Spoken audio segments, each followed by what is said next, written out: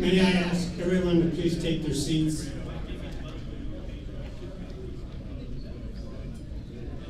Color Guard, are you ready?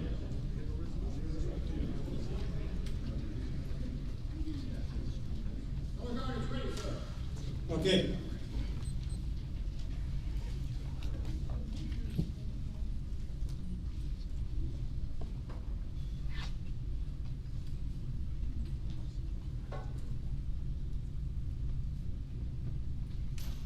Sorry.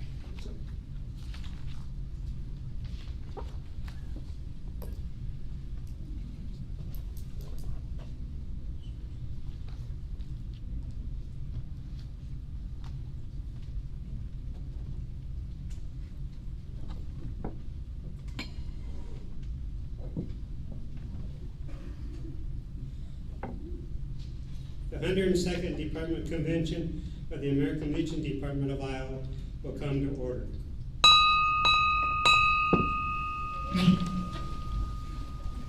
Sergeant at Arms Stan Elliott will direct Department Championship Color Guard Durant Post 430 to advance and post the colors of our country. Durant, American Legion Post 430, advance the colors. Sir, yes, sir. One, attention. Forward, forward, march. Hand salute. Two, three, four. Your left, right, left, right, left. 1, 2, 3, 4. 1, 2, 3, 4. Your left.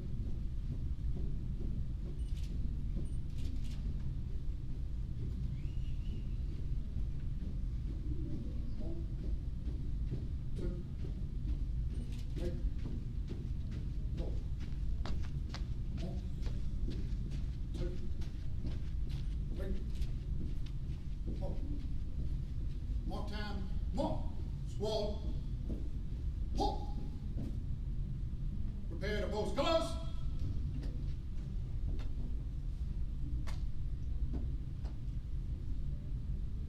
Post. Right, face. Ready, face. Present, on. Order, on. Ready, front. 2. Left, face. Reassemble, march.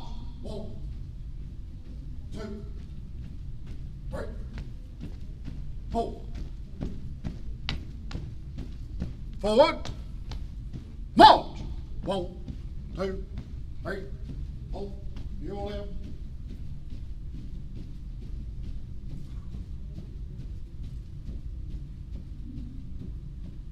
One, 2, 3, 4.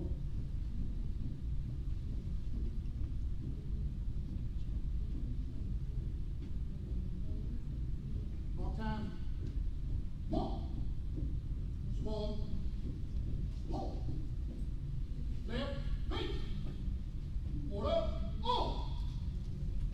Follow.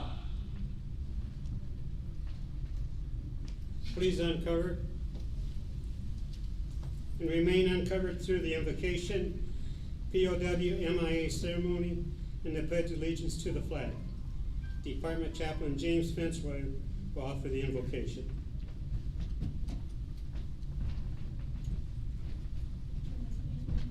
Sure it all. Father God, we come thankful and grateful for you being God and God all by yourself. We want to thank you, Father God, for bringing us through the rain and the storm. No doubt somebody came through hell. But you looked beyond our faults and our failures, and you saw our needs, and you brought us to this place. I want to thank you for it. I thank you that you protected us from COVID. Master God, I know somebody lost a loved one, but you saw fit to bring us, and I'm grateful for it. Now I ask that you would keep us, protect us from all hurt, harm, and danger. And I pray that everything we do, let it be done for your glory. In Christ Jesus' name I pray. Amen. Amen.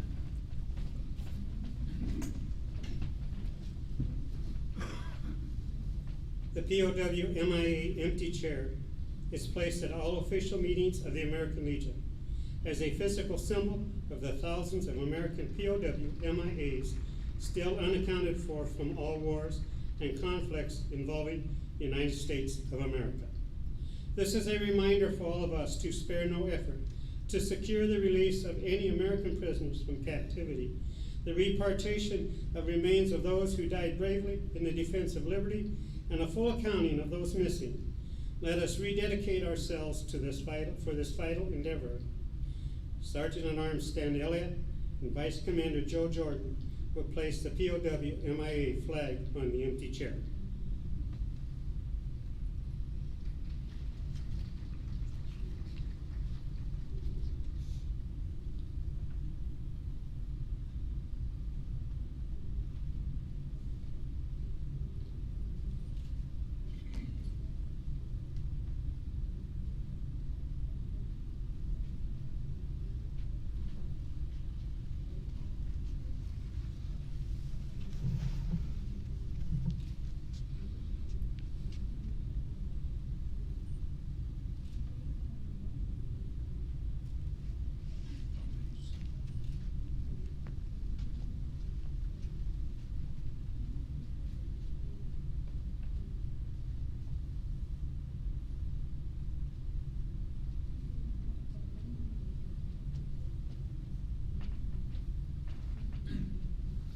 Vice Commander Dick Hogan will lead us in the Pledge of Allegiance.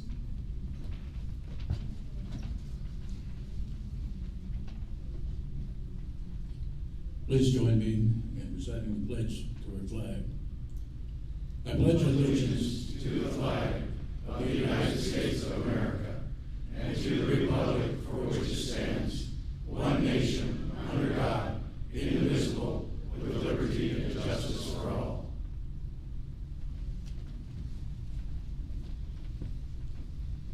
Vice Commander Joe Jordan will lead us in reciting the preamble to the Constitution of the American Legion. We cover.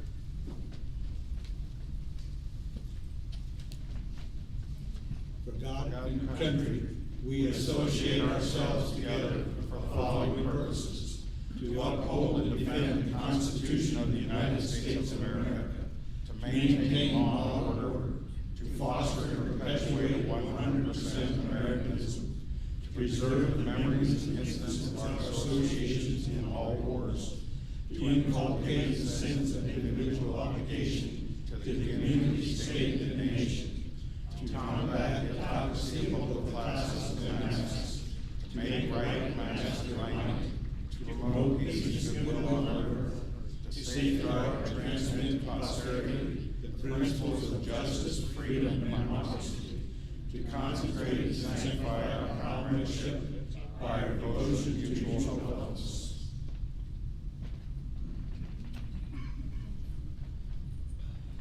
I now declare the 102nd Annual Convention of the American Legion Department of Iowa convened.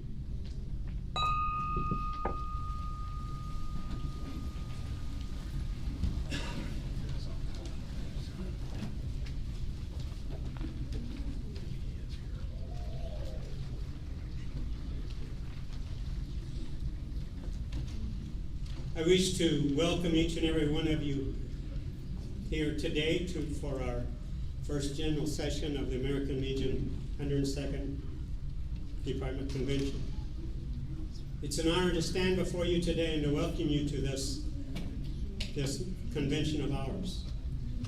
We have much important business and reports to hear through this weekend, and it's gracious that each one of you have taken the time to come and be here, that we can be back in person.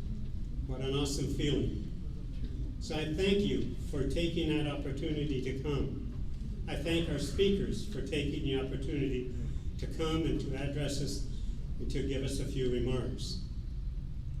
As we go through this weekend, let us remember to conduct ourselves with pride. Let us conduct ourselves with how we would like to be respected and what people should think of the American Legion Department of Iowa and the American Legion family. So I welcome each of you here and are gracious that each one of you has made to step forward to come. We have several guests we have invited to address you this afternoon. I would like to thank all of them for being here and ask that you give them each of them a warm welcome to our department convention. Our first speaker today will be Adam Gregg, Lieutenant Governor of Iowa. Please.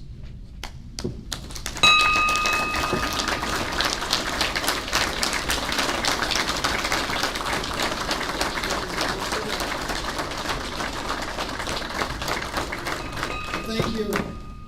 It's an honor to be here. It's an honor to serve you in the role of Lieutenant Governor. Let me start out by saying that Governor Kim Reynolds sends her regards. She's not able to be here today, but I want you to know how honored and proud I am to represent her, represent our team, and represent our state here with you today.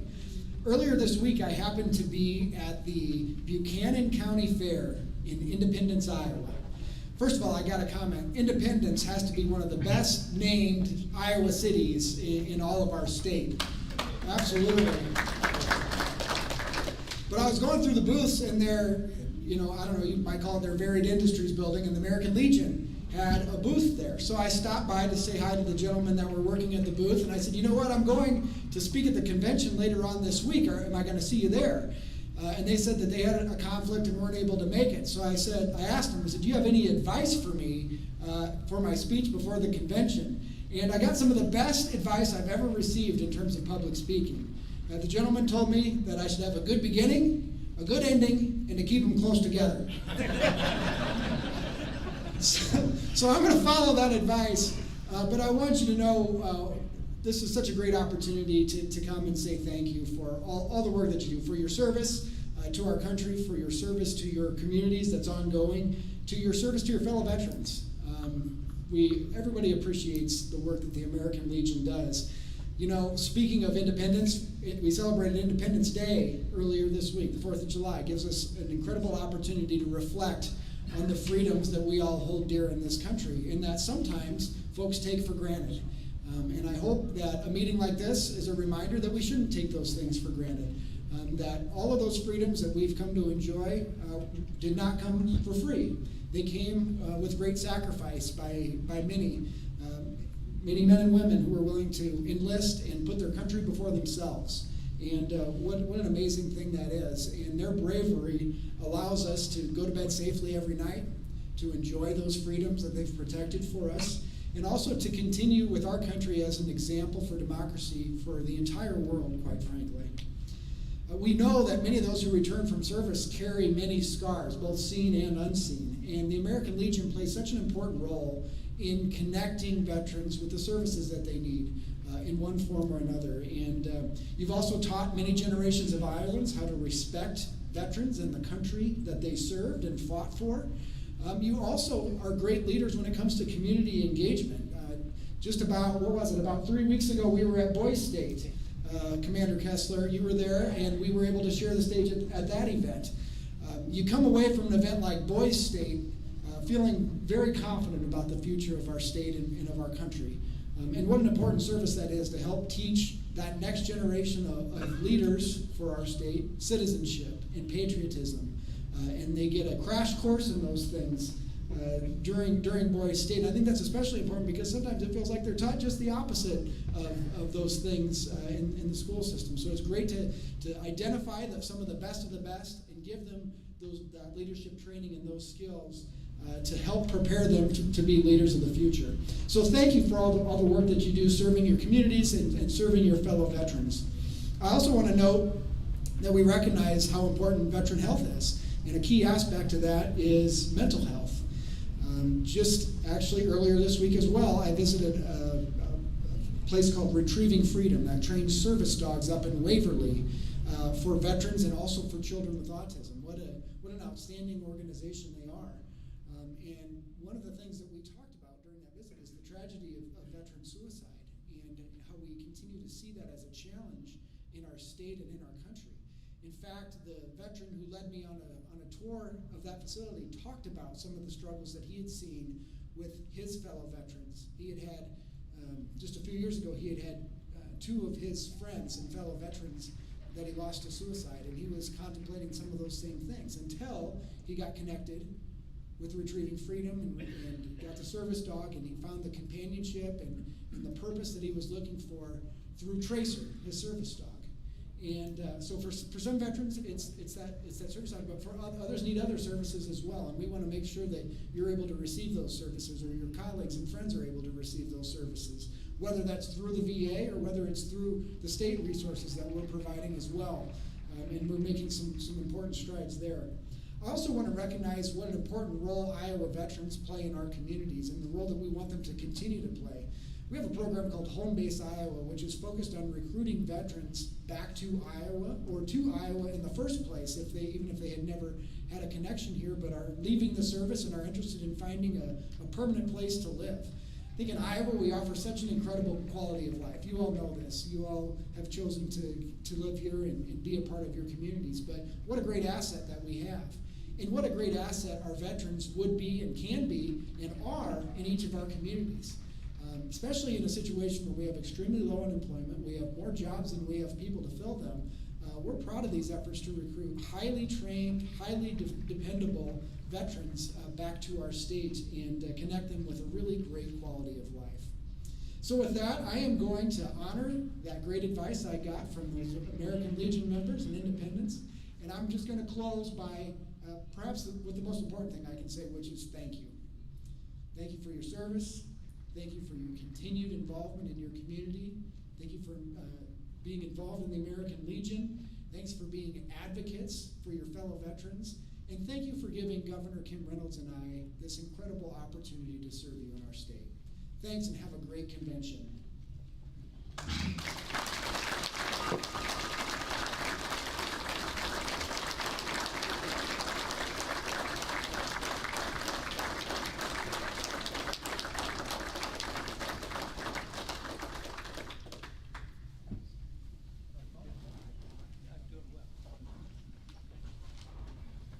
Thank you, Lieutenant Governor Gregg.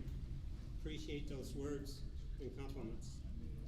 Our next speaker is Sandy Solomon, State Representative, Chair, House Veterans Affairs Committee. Sandy.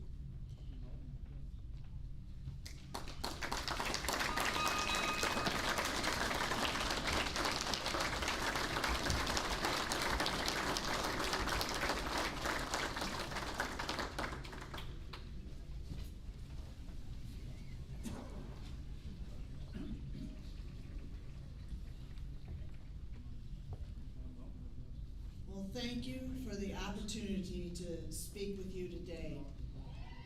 I consider it a privilege to be able to talk with Iowa's American Legionnaires. I'm not often in a position to speak where everyone in the room has put on the American military uniform and declared an oath to support and defend the Constitution of the United States from all enemies, foreign and domestic, and said, I'll be glad to serve my country wherever she may need me and whatever she may require of me. And that's what you all have done, and that's what your families have done as well. So I thank you for that. This is indeed a group to whom respect and honor is due. I'm State Representative Sandy Salmon, and I'm from Bremer and Black Hawk counties in northeast Iowa. I currently serve as chair of the Iowa House Veterans Affairs Committee. And my family has had a history of military service. I served in the Marine Corps from 1977 to 1980.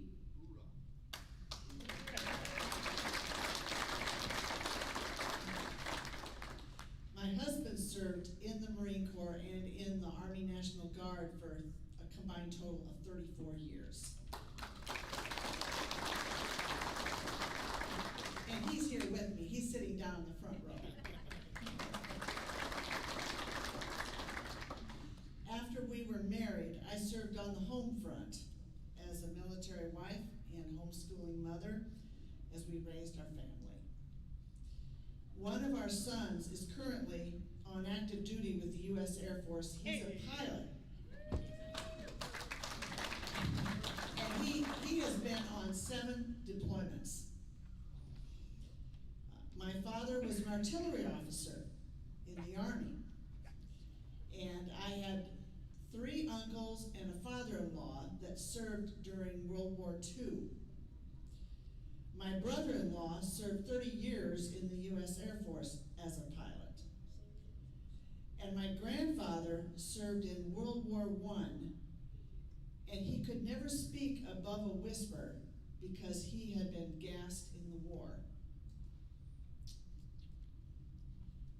Last session, our Veterans Affairs Committee, we worked with the Iowa State Veterans Affairs Commission, who we have here, Elizabeth Ledvina, the chair of the commission. We worked with her very closely on a new investment strategy for the Veterans Trust Fund that hopefully will yield more return for veterans programs and still maintain the low risk and the liquidity needed to fund ongoing veterans' needs. We anticipate completing that project next year, and we hope to be able to expand the services we offer our veterans. And those are priorities that you all, as American Legion members, have expressed that you want to support. We are also working on getting more funding for our county veteran service officers. These folks, as you know, are the boots on the ground contact for veterans, especially when they first come home and are discharged. In the past 3 or 4 or 5 years, I don't know if you're aware of it, but we have experienced a 60% turnover rate in county veteran service officers. And so many have come into their work still learning how to best serve veterans, and so we are hoping to be able to boost their training. Last year, the legislature passed the Iowa Medal of Honor Highway designation for Highway 20. This, as you know, is a nationwide effort spearheaded by the American Legion and other veterans organizations to give Highway 20 that designation. And so I understand now, just learning today, there's going to be an opening ceremony dedicating that. So that's something to look forward to, and Iowa will join several nations, especially out west, as they, the states work to make that designation of an Iowa Medal of Honor Highway all the way across the nation. Now I want to talk about something that's heavy on my heart. I hear a lot about what is wrong with America today, and I know you hear it too. I don't know about you, but I get very tired of that. I do not like it, and my heart hurts when I see the flag disrespected, as we have seen by one of our Olympic athletes here in the past few days. Maybe that person needs to go find a country they can be proud of.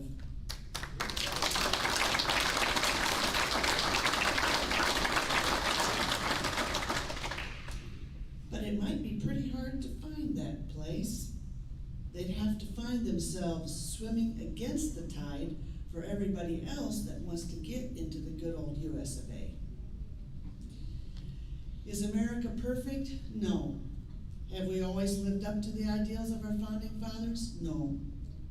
But we have demonstrated a capacity to learn from our mistakes so that we better live up to those American ideals. And what are those ideals that make America unique and exceptional? They are a belief in the God-given value of each individual, not the preeminence of the collective. They're a belief in freedom, not tyranny. A belief that individual rights are given by God, not privileges granted by government.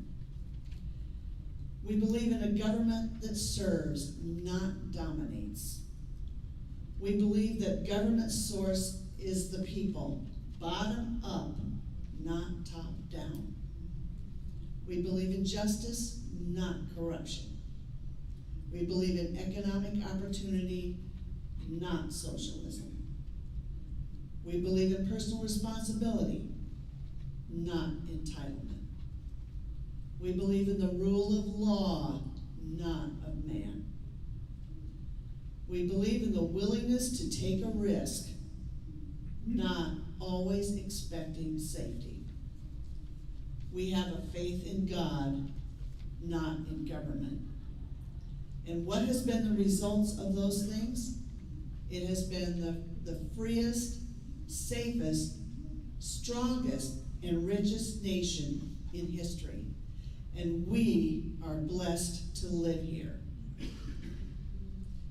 Are these ideas believed by a communist government or a fascist government or a totalitarian government? No, of course not. No other nation has been birthed, nurtured, and grown in these principles like ours. America is unique. America is a treasure. Respect for God-given rights and liberties has had a very rough road to travel throughout history, being crushed underfoot to one degree or another by nations and people groups all throughout human history, and it still continues today.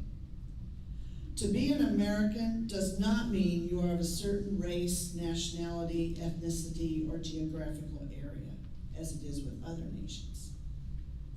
It means that you hold to a belief in God-given liberty and individual rights, and government which is limited by the people and whose power comes from the people. This is what makes America unique and exceptional. So I, for one, and I know you all too, are very grateful to live in a country like this, the good old United States of America.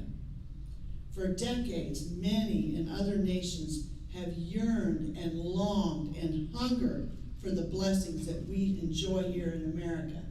And many have risked their lives just to get here and died in the attempt.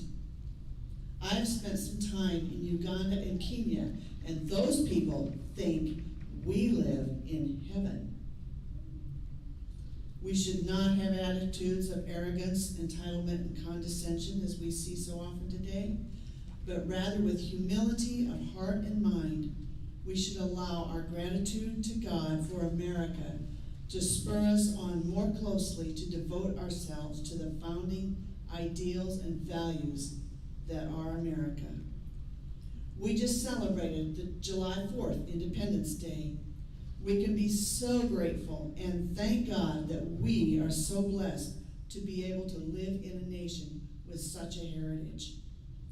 And thank God for all of you in the American Legion that share these values, or you wouldn't be here.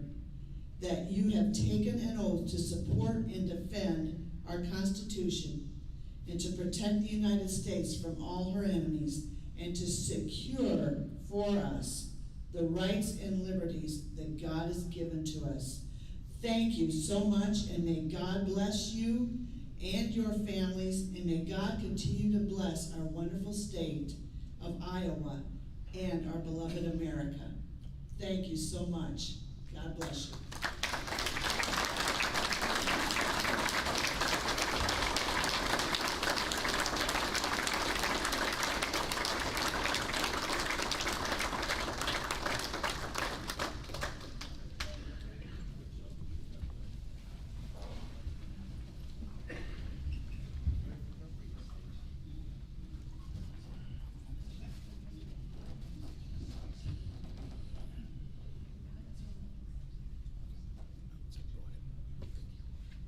Thank you, State Representative Sandy, for those kind remarks.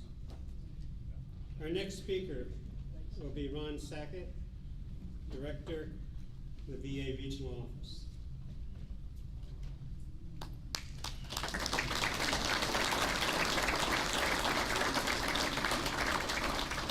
Representative Sampson, that's going to be a tough speech to follow. And I won't even try to attempt to do that. But Commander Kessler, Representative Representative Salmon, Director Graham, distinguished guests, thank you for allowing me to come speak to you for just a few minutes today. I'm Ron Sackett. I've been the acting director of the VBA regional office at the Neil Smith Federal Building in downtown Des Moines since February. It was supposed to be not to exceed 120 days. I just got word that another not to exceed 120 days, so I don't know how much longer. I guess I haven't quite figured it out yet. They're making me do it all again. But it's been a pleasure to work with the folks in the VBA regional office and see the great support that they provide to veterans every day. Full disclosure before I go too far into this, I retired in 2005 after 22 years of active duty, 4 years enlisted in the Marine Corps, 79 to 83, so we may have crossed paths. And then I got out and somehow ended up an Army officer, and I retired as a lieutenant colonel in the Army. The group that I went to when I got ready to file my claim, I went to the American Legion. So just want full disclosure that I know firsthand the service and dedication and support that you provide veterans. And I can't thank the American Legion enough for the impact it's had on my life, my father's life, who's a 4-time Vietnam veteran, and the impact it's had on veterans across the United States. So thank you for that.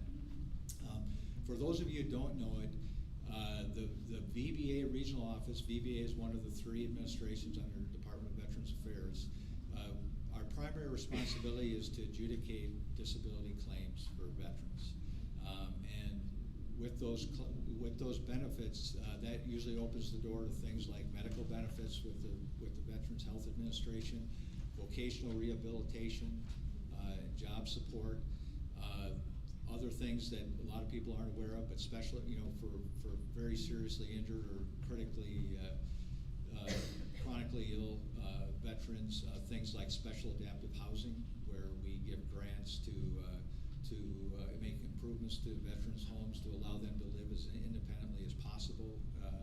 Also, special adaptive auto grants, things like that. So, the processing claims is just the first step in the process, and that opens the door to other things.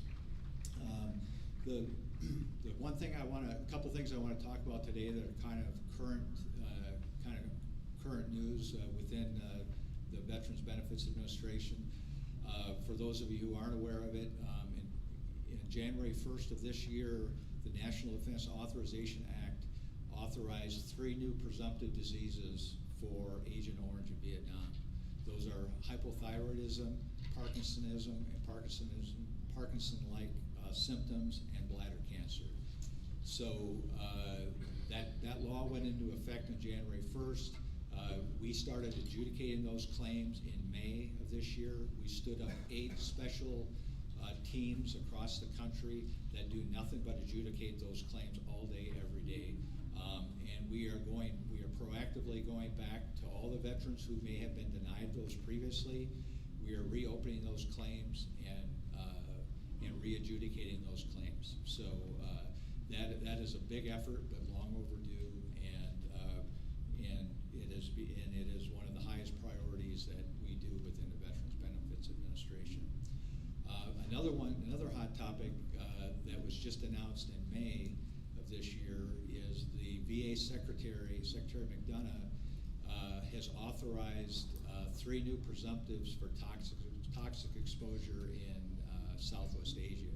For those of you familiar with burn pits and things like that, it's asthma, sinusitis, and rhinitis are the 3 new presumptives. So he has authorized the VBA to start looking into how we can start adjudicating those claims, and that process has begun. We haven't started adjudicating them yet because we're still waiting for the rules and procedures to do that.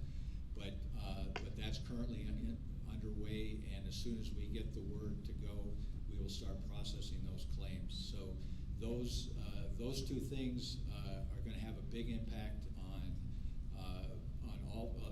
many veterans, Vietnam-era veterans, and our more recent veterans from Southwest Asia. So these 2 things will have a huge The other big thing that's going on right now within Veterans Benefits Administration is just like just about all parts of society, we're recovering from the COVID pandemic as well. As many of you know, especially early on in the pandemic, we weren't able to conduct exams for compensation and pension exams for veterans who filed claims.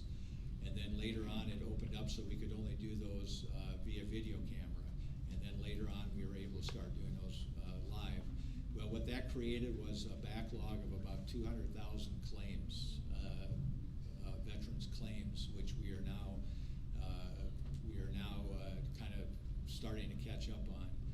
In fact, in one of the last hearings, Secretary McDonough told the Senate Veterans Affairs Committee that it's our commitment to have that backlog eliminated by the end of 2022, which is a tall order.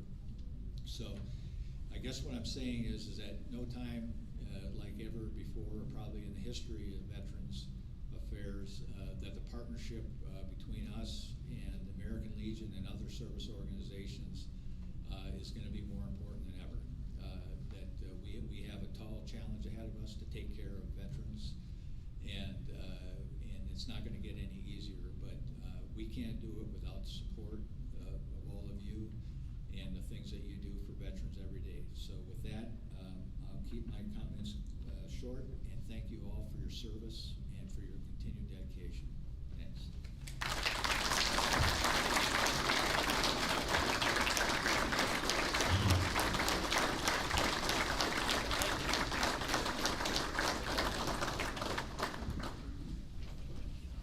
Thank you, Ron.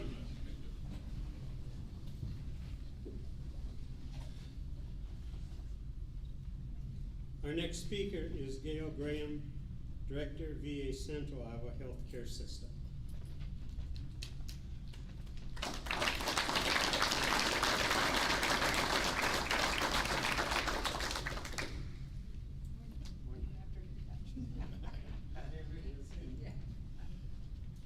Well, thank you, and good afternoon to all of you. Thank you for inviting us to share some time with you here today.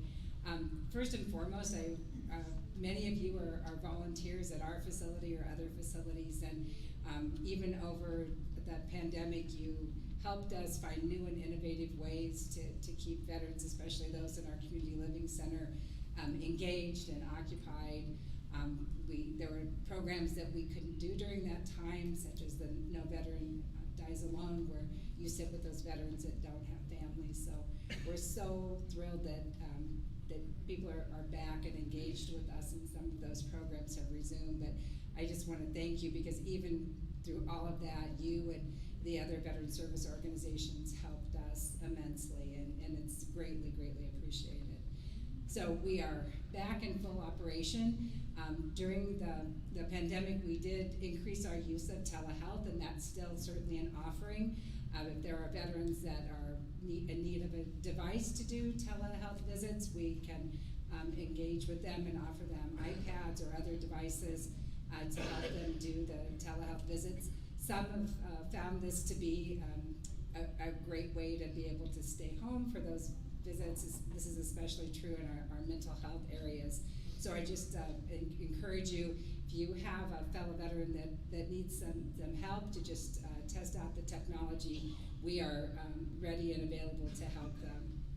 Interestingly, during the last 18 months, construction has moved very quickly, and I'm not exactly sure why, but over this last year, we have started building a new clinic in Mason City, and that will open in the fall.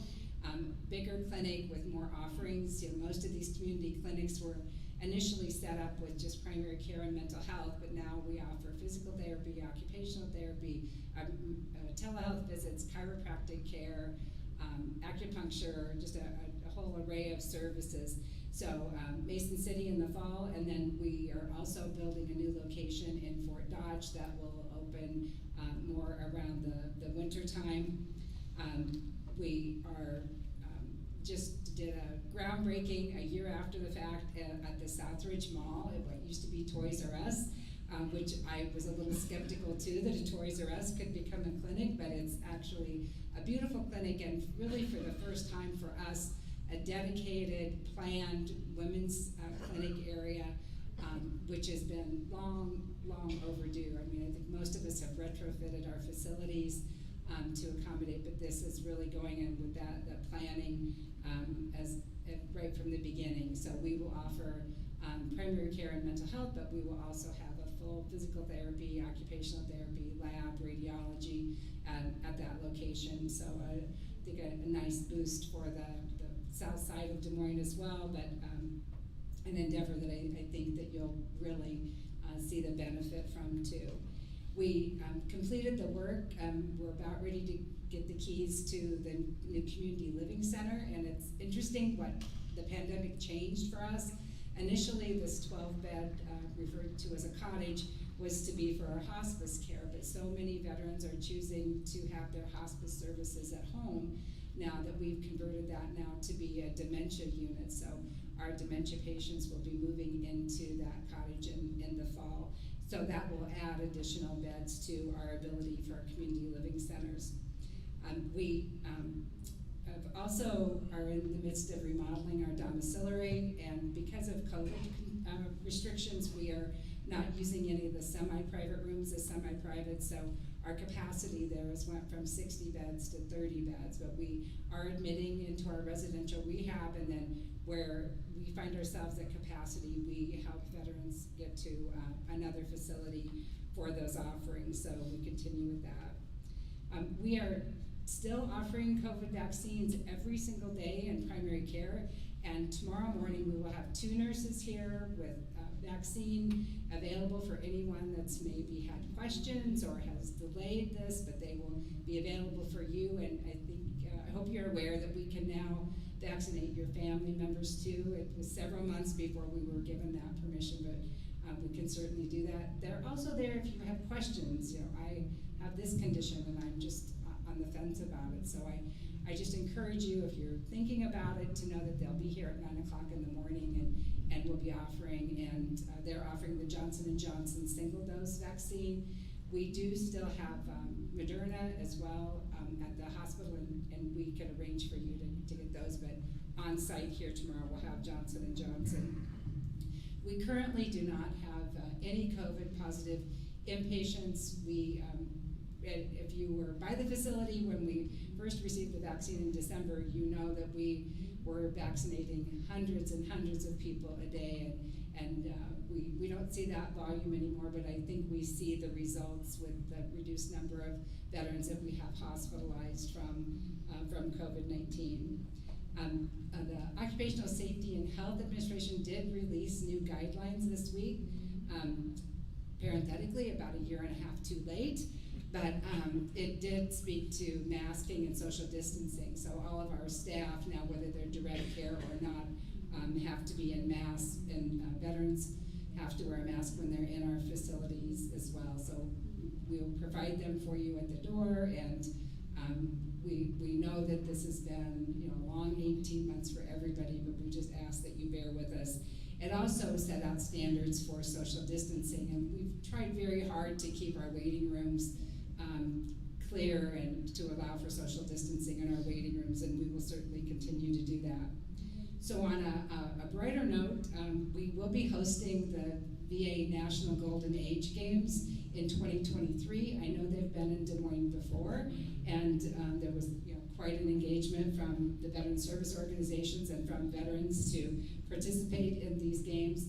Veterans come from all over the United States, and in some cases other countries, to participate, and it's one of 7 national games, and you'll hear about from Iowa City the upcoming tea tournament or the golf clinic that they hold, so it's in line with those programs. And again, I want to close with saying thank you for everything that you do for us. I missed one other opening that occurred that you had a role in too, and many of your colleagues in the veteran service organizations. For those of you that receive care in Central Iowa, you know, we've had a very strong rehabilitation program, and our physical therapists were conversing with some of the the veterans they serve about the need to have an outdoor area where you could do rehab, where you could work with people with a new prosthetic limb, or people that had just recently had hip replacement or had some other injury that required rehabilitation or just post-surgery. So in conjunction with veteran service organizations and the Knights of Columbus, we opened and dedicated a new therapy terrain garden in June. This allows for mental and physical healing. It has different terrains, just like it sounds like, for people to walk on. And Bubba painted a rock for us, not called a Freedom Rock, but a rock nonetheless that was brought from a farm in Iowa. And it's just a very tranquil place, but also offers those different surfaces for veterans to do their rehabilitation on. So I welcome you to come and visit it and see it, and just encourage you and thank you for the contributions that you all made to make that happen. So, thank you.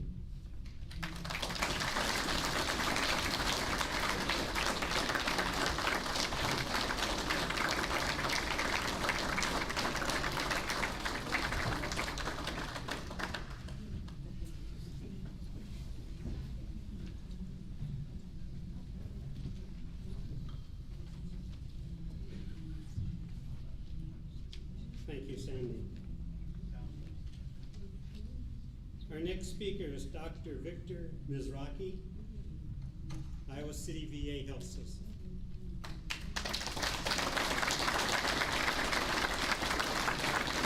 Chief of Staff. Good job. Myself. I've worked on that all the time.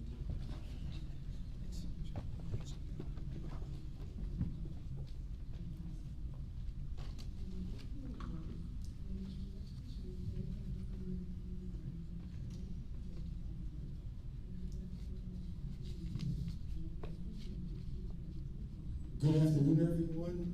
I'm very honored to have the opportunity to address the nation's largest and most influential veteran service organization, the American Legion. First, I'd like to tell you a little bit about myself. In my younger days, I served in the United States Army for 14 years and attained the rank of Lieutenant Colonel. While in the Army, I was deployed twice with the 10th Mountain Division, and that's out of Fort Drum, New York. This included serving as the brigade surgeon during the aftermath of Hurricane Andrew in Homestead, Florida, and deployment to Somalia, where I was attached to the 1st Quick Reaction Force. When I returned from Somalia, I did my residency in radiology at Brooke Army Medical Center in Fort Sam Houston, Texas.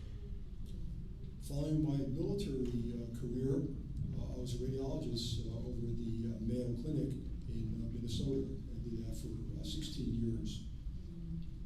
I always missed my military days, and later in my career I decided to accept a position at St. Cloud VA Medical Center in Minnesota, which gave me the opportunity to help serve our veterans.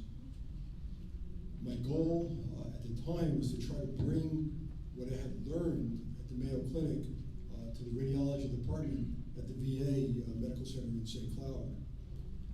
For some reason, I thought the VA needed a lot of help, but nothing could be further from the truth. I soon learned that the VA is a very well-functioning system, offering outstanding care to our veterans. Similar to the Mayo Clinic, I was very impressed with the interdisciplinary, patient-centered care offered at the VA. I am currently the Chief of Staff over the Iowa City VA Healthcare System. The Iowa City VA Healthcare System takes great pride in our ability to offer our veterans state-of-the-art medical care through innovation, technology, and with top providers and staff who deliver the very best care with wait times far shorter than what non-veterans see in the private sector. I would like to share with you 3 examples of the outstanding medical treatments that we are currently providing for our veterans. The first is hypoglossal nerve stimulation. The second, robotic surgery. And the third thing I'm going to talk about is our renal and pancreatic transplantation service. So I'll start, the first thing will be the hypoglossal nerve stimulation. Hypoglossal nerve stimulation is a relatively new treatment developed by Inspire Medical Systems for obstructive sleep apnea. Prior to this new technology, the most effective treatment for obstructive sleep apnea was continuous positive airway pressure, so-called CPAP. We have been performing this procedure since April of 2018.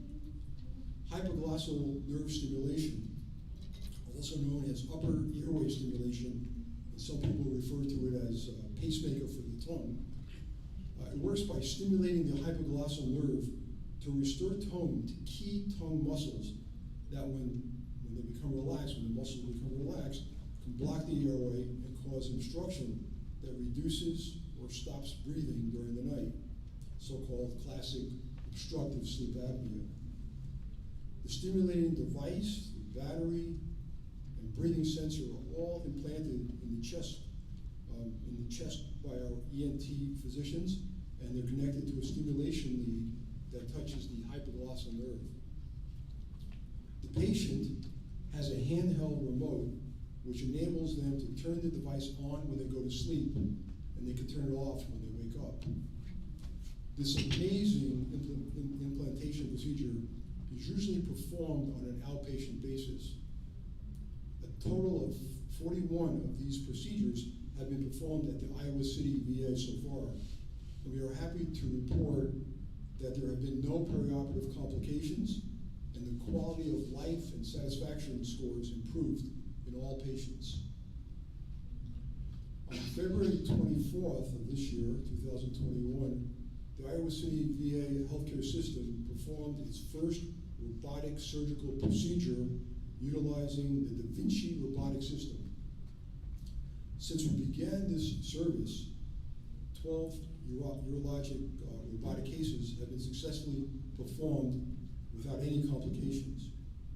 This robotic surgery is a minimally invasive surgical approach which offers enhanced visualization and access to areas not visible by the naked eye or inaccessible by traditional tools.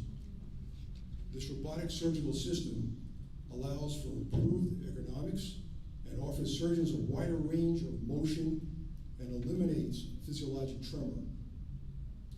Robotic surgery is associated with decreased pain, decreased risk of infection, decreased risk of blood loss, shorter hospital stays, less scarring due to smaller incisions, and more rapid return to normal activities. Credentialed general and head and neck surgeons will begin utilizing this robotic system by the end of the year for colorectal cancer, primary head and neck cancers, and sleep apnea procedures. Since 2001, the Iowa City VA healthcare system has been performing kidney transplants, and we have been an independent kidney transplant center since 2017. Thus far, we have provided over 500 kidney transplants to our veterans. The Iowa City VA healthcare system is the only transplant center to offer simultaneous kidney and pancreas transplants. Combined transplantation of the kidney and pancreas is performed for those who have kidney failure as a result of insulin-dependent diabetes mellitus, also known as type 1 diabetes. In type 1 diabetes, the pancreas does not make enough insulin, a hormone that controls the blood sugar level in one's body. The transplanted pancreas can make insulin and therefore correct this type of diabetes. In most cases, both the transplanted kidney and pancreas come from a deceased donor, although it is possible for the kidney to come from a living donor, for example, a family member or a friend, and the pancreas from a deceased donor. The Iowa City VA healthcare system was the first center in the nation to successfully transplant a hepatitis C positive kidney into a hepatitis C negative recipient, which we first performed back in 2019, and we have routinely performed this procedure for over 2 years. We continue to perform renal and pancreatic transplants. We continue to do these transplants throughout the COVID-19 pandemic. And since January 1st of this year, we have already performed 18 kidney transplants and 2 simultaneous pancreas and kidney transplants. Soon after the Moderna and Pfizer vaccines received emergency use authorization by the FDA in early December, we immediately began vaccinating our employees and veterans and sponsored many large-scale events to ensure that we vaccinated as many veterans as possible. Now that a large percent of our population has been vaccinated, we have not seen a COVID-positive inpatient in our hospitals in over a month. Our hospitals and clinics are now functioning at full capacity, trying to reduce any backlogs that may have occurred as a result of the pandemic. Although the Iowa City and also Central Iowa VA healthcare systems are doing very well at the current time, there is concern for an uptick of COVID-19 cases in the fall when the temperatures begin to drop and our younger population returns to school. According to the CDC, only 47% of our country's population has thus far been fully vaccinated. Among people over the age of 65, which makes up a large percentage of the veteran population, the vaccination rate is currently at 80%. The lowest vaccination rate is found among people between the ages of 18 and 29, and that's at 38%. Although the Pfizer-BioNTech vaccine has been given emergency use authorization by the FDA to immunize children between the ages of 12 and 16, the other vaccines are only authorized at this time for those over the age of 18. Therefore, the unvaccinated population is predominantly our younger population. We now have a new variant, I'm sure most of you have heard, the Delta variant, which originated in India and is more transmissible, and it's also more virulent than other variants so far, and is rapidly spreading throughout the United States. According to new estimates released by the CDC, this Delta variant currently accounts for greater than 51% of COVID-19 cases in the United States. Fortunately, the Moderna and Pfizer messenger RNA vaccines are approximately 88% effective against the Delta variant, and therefore those who have been vaccinated are adequately protected. Additionally, Johnson & Johnson's COVID-19 vaccine offers strong protection against the Delta variant of the coronavirus. According to the company, the protection lasts at least 8 months. Unfortunately, those who have not been vaccinated, particularly our younger population, are at high risk of becoming ill with COVID-19 as this variant spreads throughout our country. What is most worrisome is that the 20% of our population over the age of 65 who have not been vaccinated and therefore at risk of being affected by this more contagious and deadly variant, especially in the fall and winter months. We strongly recommend that those who are in this age group get vaccinated as soon as possible to prevent becoming ill from the Delta strain. As President Abraham Lincoln said in March of 1865 at his second inaugural address, our mission is to care for him who shall have borne the battle and for his widow and his orphan. We are here to help serve those who have bravely served our nation, often risking their lives to ensure that this great country always remains free and that the light of liberty and freedom will never be extinguished. I believe with all my heart that you have made a great choice by being members of the American Legion and thereby dedicating yourself to helping out the greatest people in the world, our soldiers and our veterans. Thank you for allowing me the privilege of speaking with you today. I want to wish everyone a great day. Thank you.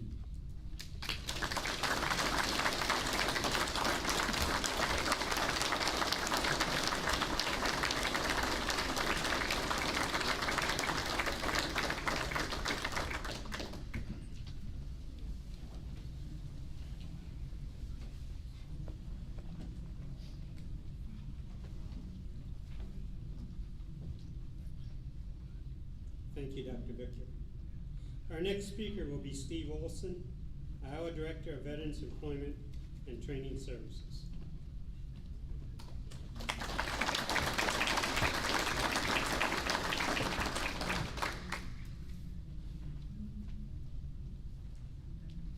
Welcome. Thanks from our national office in D.C. Again, I'm Steve Olson with Department of Labor, Veterans Employment, and Training Service, and I am the Iowa State Director. But before I get started, I just want to take a nice picture of you guys because I see so many handsome and beautiful faces. So, 1, 2, 3. And then it wouldn't be right if I didn't do a selfie, so let's knock this out too. I'll go over here so you everybody. All right. Now that I got that important stuff out of the way, I'm going to go ahead and cover some veteran information with you. Thanks for having us again. This is a great opportunity, and in fact, it's my first event that I've been able to attend in person since March of 2020. So for me, this is like, if I'm a little giddy, it's because I'm just happy to get out of my home office for once. But to make that happen, I had to go through a couple levels. I had to go through our national office. They denied me coming here originally, and then we told them how awesome Iowa is by opening up the state and everything, and so they approved it. And I went in the office yesterday for the first time in a long, long time, and I was going through the mail, which I haven't gone through for a while, and I pull out a Christmas card from the American Legion. So thank you. I get to personally thank you for your Christmas card. So thanks. So I just want to first start off. There's a few things that we cover. Everything we do is veteran focused. I mean, it's that's a no-brainer. It's in our name, Veterans Employment, and the focus again is on employment. But we do some other things that not everybody's aware of. One of them would be what's called the Uniformed Services Employment and Reemployment Rights Act investigations, and we're the formal arm. We have a close relationship with Employer Support of the Guard and Reserves, ESGR, so they do informal investigations. And based off of some of the deployments back in 2020, I really thought that 2021 would be a really busy year for investigations because there were, with the deployments and everything, and then just even COVID, people losing their jobs, coming back to jobs. And so far, based off of our fiscal year, so October 1, we've only had 2 cases in Iowa, and I contribute a lot of that to the work that ESGR has done and our large office of myself and the assistant director, Sean Vodnik. I contribute that to them and getting the information out and the education out so that employers and service members are aware of their rights. And so what we've been doing is we just help out other states in our region. We have 10 states in our region, so we've been helping them out, and we do a lot of their cases. So again, we're only at 2. We're going for I think that's a record, so I'm going for that to finish strong. Another thing we just monitor is obviously the unemployment rate. That's important to us. We try to do what we can by helping with employment. The veteran unemployment rate is currently 4.8% nationally. The national non-veteran rate is 5.9%. That's of June. The Iowa veteran rate I was looking at it, and it's really hard to find data if you're the type of person that likes to verify this fact. So don't go, or if you find something different, let me know. But our Bureau of Labor Statistics department, they're the ones that gave me this information. It was 3.5% in the first quarter, and the non-veteran rate was 3.9%. So, I love those numbers because it shows that Iowa's taking care of their veterans and the resources that they're providing. Some of those resources to help those veterans get employment come through the Jobs for Veterans State Grant. That's a state grant, and so we have staff at all over the state, and they're called Disabled Veteran Outreach Program Specialists. To be a DVOP, you have to have a disability yourself. So they're all veterans themselves, all disabled veterans. We have local veteran employment representatives, and they actually don't have to have that disability, but they have to be a veteran. And so we have 3 of those on staff. We have 15 DVOPs. Some are full-time, some are part-time. And again, they're all across the state in the America Job Centers, or in Iowa, they're called Iowa Works. So maybe some of you have been in there. Great resources for veterans and really anybody in Iowa. Another thing I wanted to mention, regarding that would be Homeless Veterans Reintegration Program in Davenport, Iowa. Obviously, I love our acronyms because acronyms can be sometimes difficult. And you're like, how'd you come up with that name? Our acronyms of those say it all. It's a homeless veterans grant to get them back on their feet. So that grant is a competitive grant.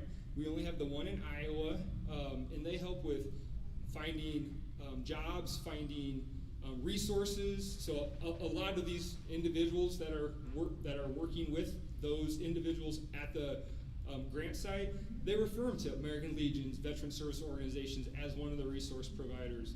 And so they have pretty much a whole new staff over the pandemic. They have virtually everybody has turned over except for 2 people. And they've had that grant for about 17 years. So they're very, very plugged into the veteran communities. And we, I'd love to see one potentially come over maybe on the western side.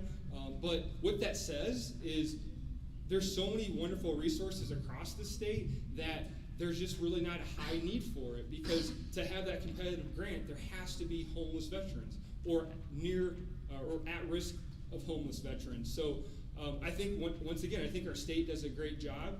I know it focuses on rural veterans because that's a tough area.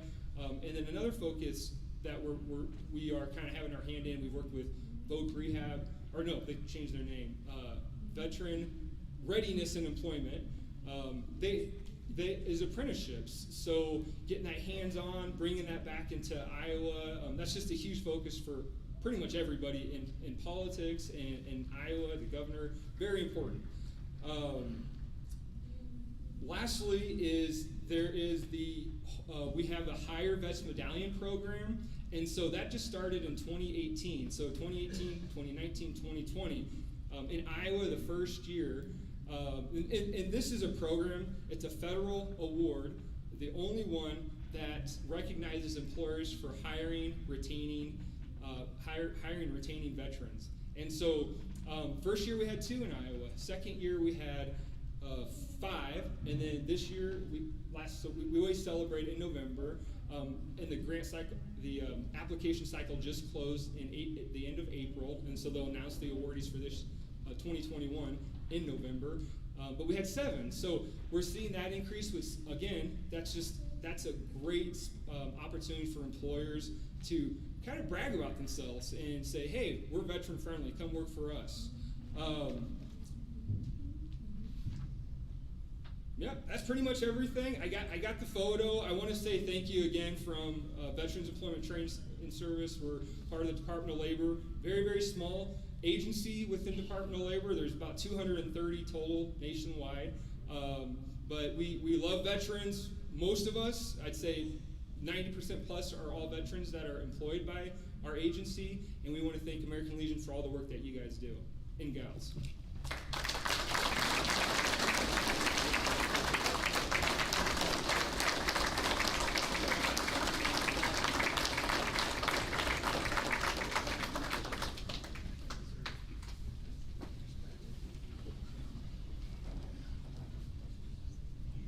Thank you.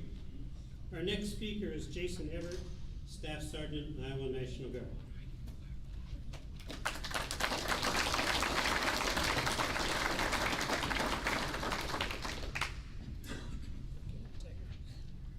Ladies and gentlemen, thank you for having me. I'm Staff Sergeant Jason Everett. I'm a member of the Public Affairs Department, Iowa National Guard. Previously, I was a combat medic sergeant for the 224 BEB Brigade Engineer Battalion out of Davenport. Deployed to Afghanistan 2010-11 with the Iowa Guard. Before that, I was in the 101st Airborne, 2nd Battalion, 506 Infantry Regiment, went to Iraq with 506.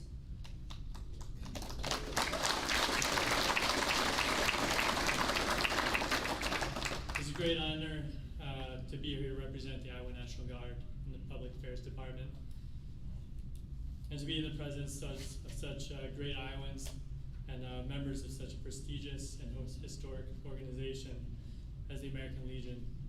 Your untiring efforts on behalf of soldiers and airmen is truly appreciated, and your continued support is vital to our success. And so I'm here to give you a current report of the status of things at the Guard, also give you thanks, and to maybe share a little bit of what you can do in the future to help us. So I can report to you that the Iowa National Guard is focused and is prepared to accomplish every mission that we're assigned. The status of the Iowa National Guard can be broken down into two categories: our at-home operations and operations abroad. At home this past year saw a staggering number of state active duty requirements. I'd like to highlight some of what we accomplished. During our COVID-19 response efforts, the Iowa National Guard have over 900 soldiers and airmen on duty supporting Iowa's response to the pandemic.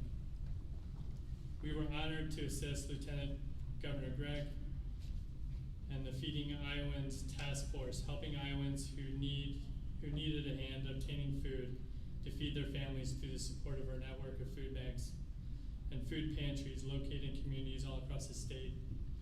Over 20,000 boxes of food, 312 tons of food were delivered for our citizens.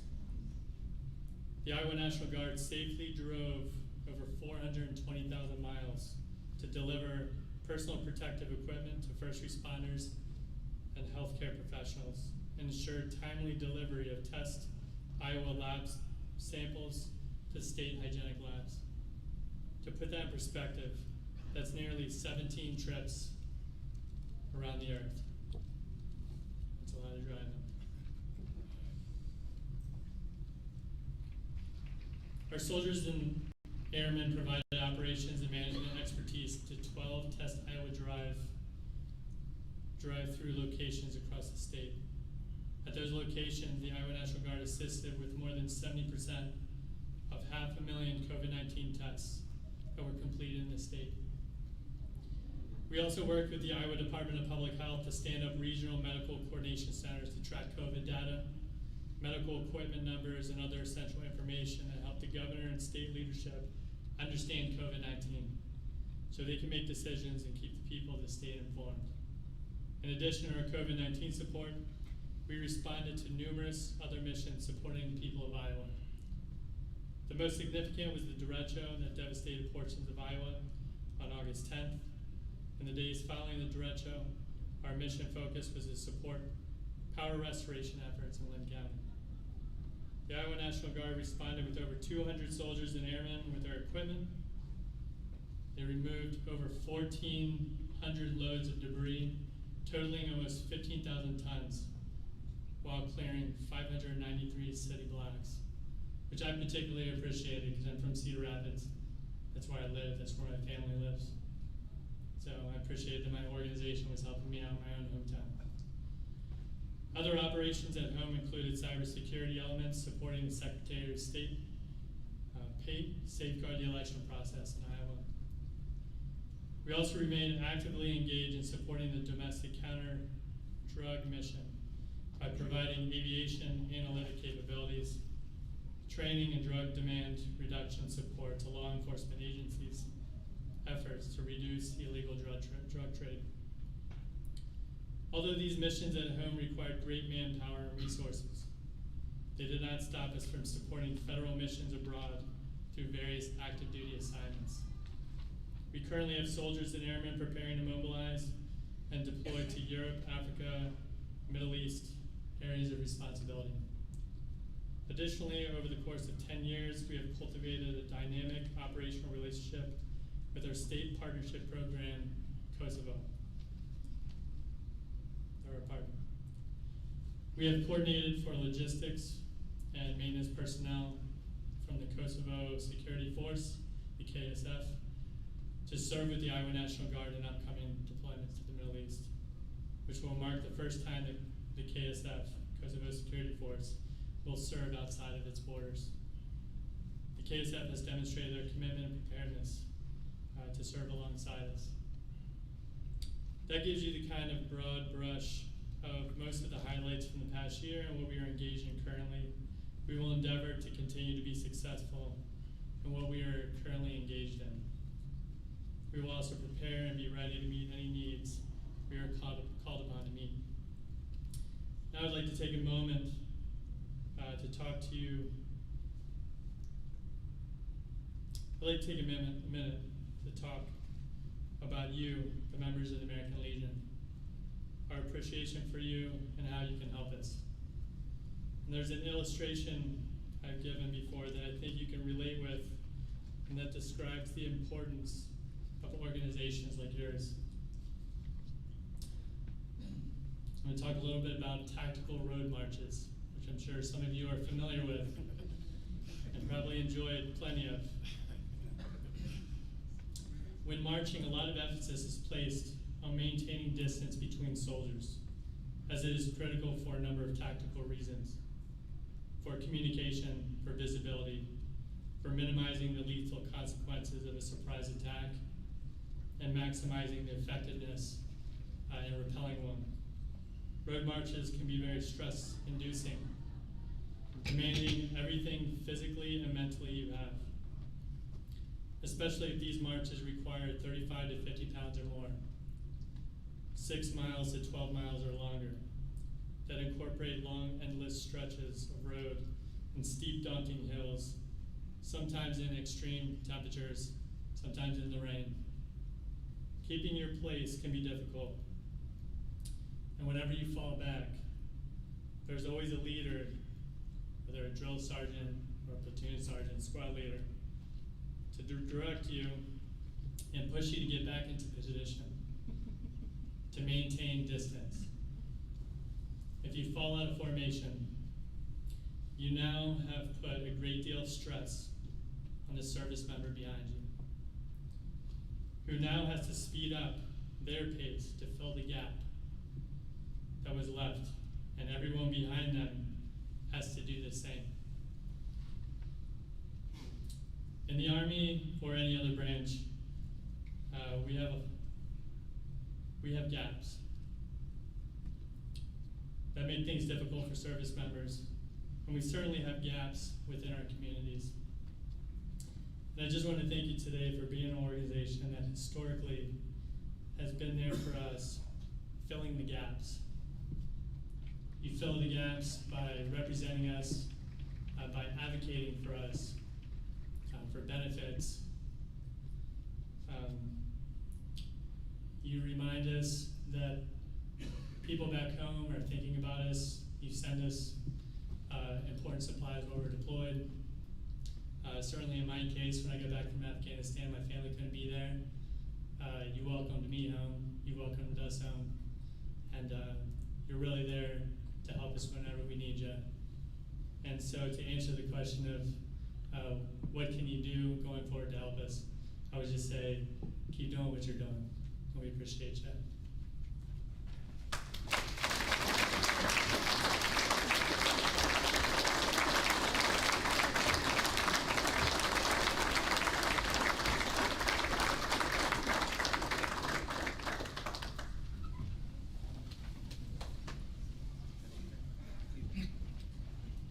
Our next speaker is Darren Williams, Logistics Management Specialist, Joint Munitions Command.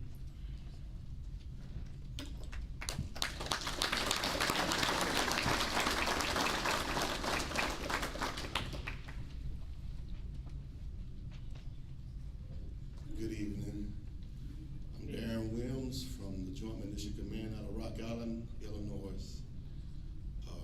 Here to talk to you today about the honor guard that you so prestigiously have, which give the services to our fallen veterans. We at the Joint Munitions Command, our responsibility is to provide you with that ammunition. And so, what I want to say to you is, so eloquently, if I get it come across like that, help us to help you, because we want to continue to provide you with the ammunition so our fallen comrades can continue to get the service that they need. I spent 1 year doing military honors. Did it in Alabama, did over 350 in 1 year. I know how important it is for the family to have the flag. I know how important it is for the family to have you. We want to continue to provide you the ammunition so that the family can continue to get what they rightfully deserve. Anybody who put on boots know exactly what I'm talking about. And it's a privilege to be able to go and be there for the family. The family was there for us every time we deployed. The family was there for us every time we came home. The family called us. The family mailed to us. The family emailed us. The family picked us up when we came back.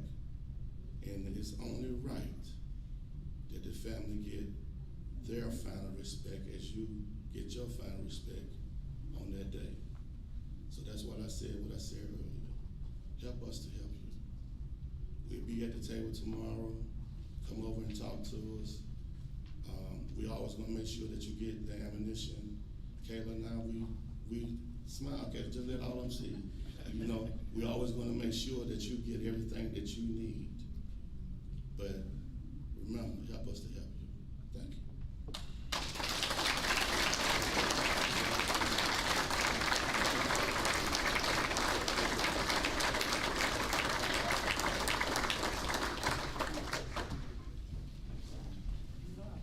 Thank you, Darren.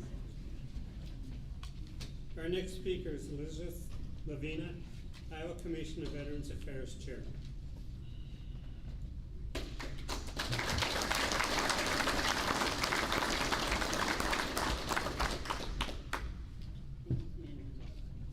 Good afternoon. I'd like to welcome you all here today. I am Elizabeth Ledvina. I am the chair of the Veterans Affairs Commission for the state of Iowa. We've had a very busy year this year with the commission, thanks to our legislators, especially Representative Salmon, with our legislation and with our funding for our Iowa Trust Fund.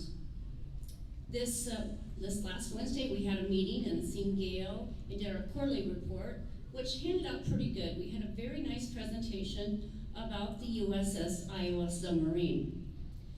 That will be, I thought was going to be here this weekend. No? Okay. That will be coming out. It's a very interesting how the new submarine is going to be coming out. And they are in Dubuque. There's some in Cedar Rapids that represents those. If you have any questions, you can send me an email and I can get the information out to you. We have changed the income and asset requirements on the trust fund. And the reason we did that is so we can help more veterans with our trust fund applications. We have revised some items for the trust fund, and last month alone, we served 42 applications and spent over $241,026.45. The majority of that was for dental work, so we should have a lot of veterans out smiling very pretty. A lot of it was also from the home repairs for the derecho. September was a very busy time for us at the commission with the trust fund applications to help repair those homes that were damaged from the derecho. The license plate fund also has been getting busy with more applications for projects. This month alone, we helped the Iowa Women's Convention will be here in September, Iowa Bombshells, I believe it's called. And then the Almaquay Historical Society asked for a project fund to redo their museum and update their museums and get them properly set up for history. The Iowa Veterans Fair, Veterans Day the Iowa State Veterans Day will be August 16th at the State Fair Parade.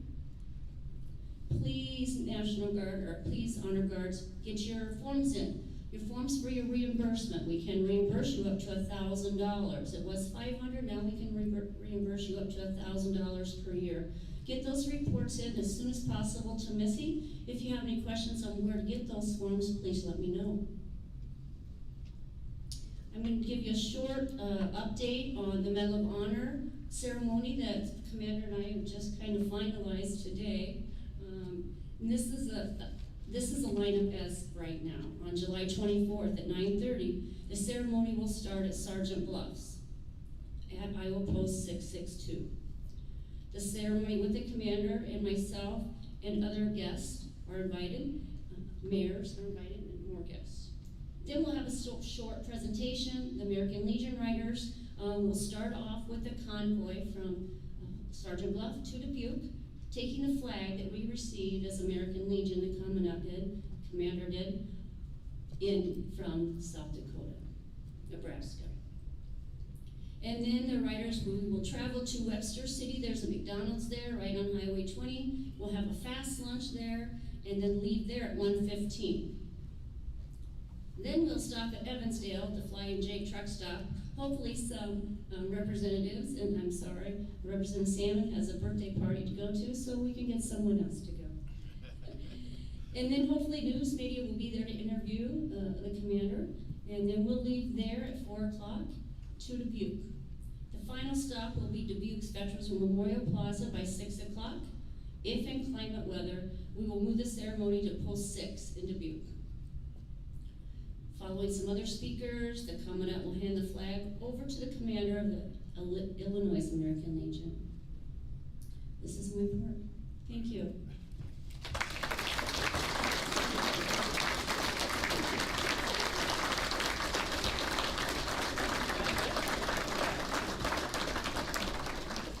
Thank you. Our next speaker is James Marlowe, Marine Corps Police. Are you still a Marine or are you an ex? What's that? Are you a Marine or an ex-Marine? I had to do that for one guy in the audience.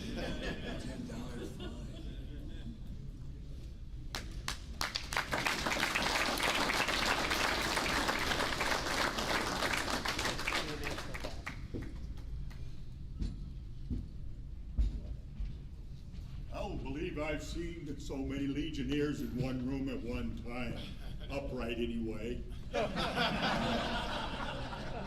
My full title is Midwest Division, Department of Iowa Commandant. In the Marine Corps League, it's an honor for me to be with all you Legionnaires, distinguished guests, everybody. My wife told me to cut it short because she says I talk too much. She says, we go to bed at night, I'm still talking at 5 in the morning. And she can't understand what I'm saying. But we have three things, basically. I had a whole lot of things to talk about, but three main things that would help everybody. In the Marine Corps League, it was my job to appoint 4 people for the scholarship fund. A student graduating from high school, or they can also be in college, has to give a 500-word essay, has to tell what it means to be a Marine, a real Marine. Yeah. And then my team goes through it.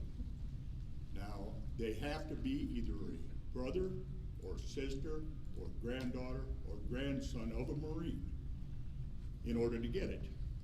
These papers are scrutinized very closely, and then it's my job to make the final decision. Sometimes I don't make the right decision, sometimes I make a bad decision, but I go by how they write things up. We had one young man that he sent me his photocopy of every grade he got from kindergarten right up to college, and I thought, boy, but he'd been turned down by 3 colleges for getting into trouble. Drinking, drugging. He didn't get scholarship. He had all the right papers, but the background was wrong. So we gave it to somebody more worthy. Second thing is, it's my job to go around to 10 detachments. Now, if you multiply the width of Iowa and the length of Iowa that I control, it's 67,500 square miles. That's a lot of Marines in Iowa.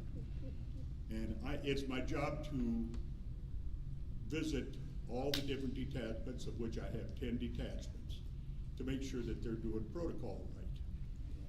Some of them do, some of them don't. But it's my job to go, and then they get with me and they ask, what can we do different? One night I went to a detachment meeting, and they says, everything is perfect. I said, is it? Yeah, you're not gonna find one thing wrong. Wouldn't wanna bet, would ya? Says, yep, that's what you wanna bet. He says, if you don't find anything wrong, you buy everybody in here a drink. But if you do, I'll buy everybody a drink. Buddy started buying the drinks. You found something wrong already? I said, yeah, look at your American flag. Look at your Marine Corps flag. Since when do you put the spear top on the American flag and the eagle on top of the Marine Corps flag? I started buying. But when you go around, another thing I try to do is we're trying to select one Marine that can be Marine for life. Through the Marine for Life, they study very, very hard to study everything that would help Slady out. You know where they gotta go, what they have to do, what kind of forms. And then after their first year is up, then they go work with the Veterans Affairs officer. And she helps them. And after 2 years, they get their license that they can go out and they can help Marines, which helps the county Veterans Affairs officer, the national, the state, because you have some people that are filing some forms that are ridiculous. Would you agree? Third thing is the VAVS, Veterans Administration Voluntary Services. The hospitals are hurting for volunteers to come down. They need people to push wheelchairs around. They need people to run the popcorn machines. They need people to read to. They may have a blind patient. He wants to know what's going on in the news. So we have volunteers go in and read the newspaper to them. There's probably 100,000 different jobs in the VA. Now I go down to the Iowa City VA. I'm treated like family. And I do everything down there. My hat off to you. I appreciate everything you guys do. But the VAVS is Veterans Administration Voluntary Services, like I said. We need to get people in there to help. Take some of the load off the doctors and that have to push or call somebody in, or the orderlies. Get them in there. The other one is the VAC, Veterans Advisory Council. That's in Marshalltown at the Iowa Vets Home. They need help down there. We have American Legion in there. We have the Marines. We have the Navy. We have everybody in there, but that's not enough.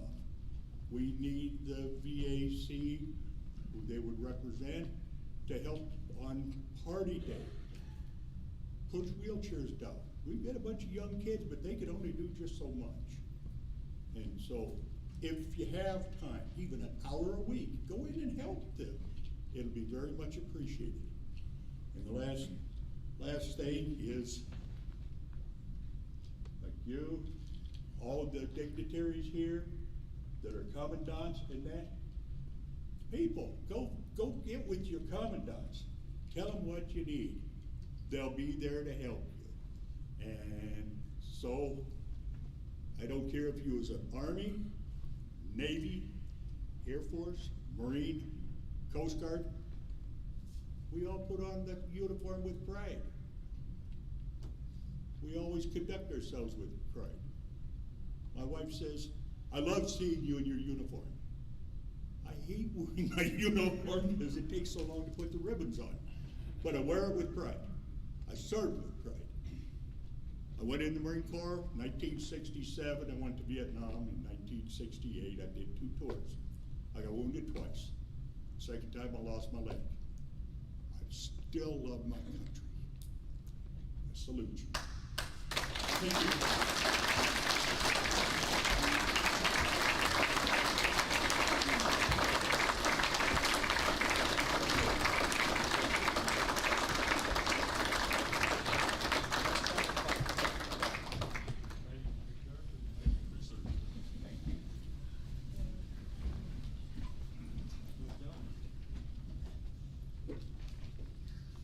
like to, at this time, take the opportunity to thank all of our speakers for being with us this afternoon and sharing your comments on how things are going, and what the American Legion can do to help you. So at this time, I thank you for that, and if you would care to leave, you're welcome to leave, and you're welcome to stay. It's up to you. So, again, it's thank you. I call on John Lerner, Adjutant, for the call to the convention.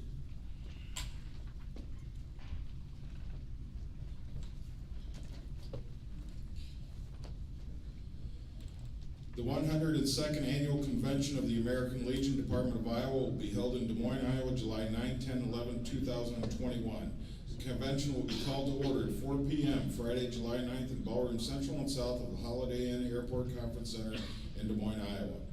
The purpose of the convention is called for the purpose of electing department officers for the ensuing year, ratification of Constitution and bylaws, selection of the place of holding the 103rd Annual Department Convention, selecting delegates and alternates to the 101st Annual National Convention, and the transaction of such other business as may be brought before the convention. Representation will be by post. Each post is entitled to 2 delegates and 2 alternates, provided it has at least 15 paid-up members by June 9, 2021.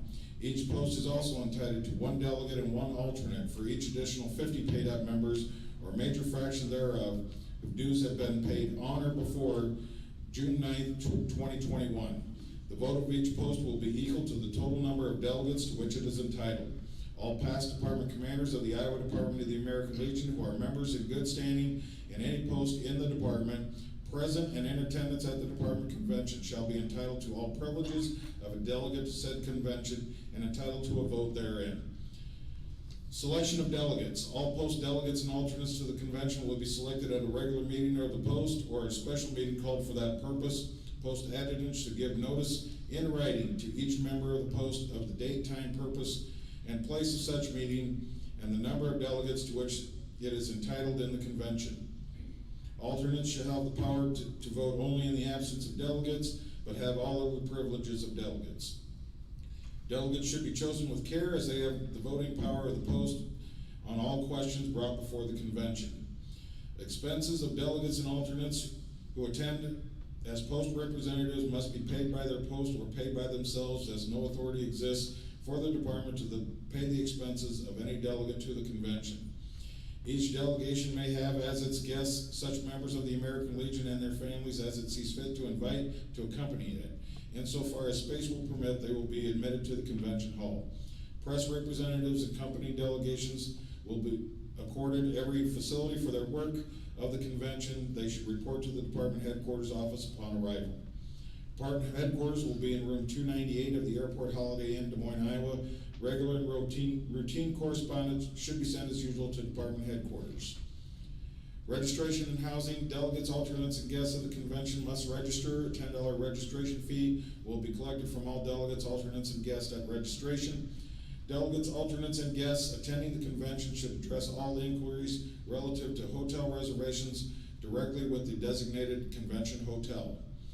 Credentials for delegates and alternates. Credentials for delegates and alternates based upon the number to which each post is entitled will be given at registration. All delegates, alternates, and guests will be required to wear their badge in order to gain admittance to the convention hall. Officials, present department and post officers, members of the department executive committee, except past department commanders, officers of district and county organizations, unless selected as delegates and alternates to the convention by their post, have no privileges in the convention except as guests of their respective delegations. It is suggested that these officials be members of the official post delegation, as their experience will be exceedingly valuable to the delegation. Resolutions. Any post or accredited delegate to the convention may submit resolutions embodying constructive suggestions for the welfare of the American Legion. They should be in duplicate typewritten and shall be turned in to the department adjutant on or before June 24th, 2021, in order that he may refer them to the Resolutions Assignment Committee. A resolution form with instructions was enclosed. More can be obtained by contacting the department adjutant. Convention committees.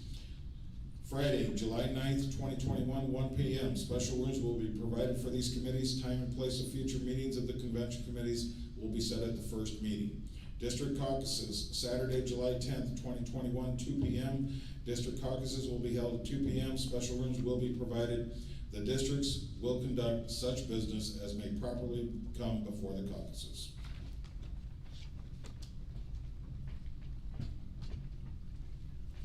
Thank you. I call on Dwight Dunba, Chair for the report of the Rules Committee.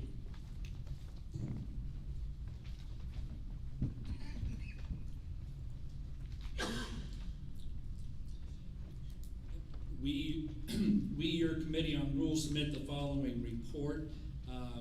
Before I read the report, which is 4 pages in length, let me preface my report by saying that the report is identical to the last 3 conventions that we've had, with the exception of the initiation of the roll call, which will start with the 6th district.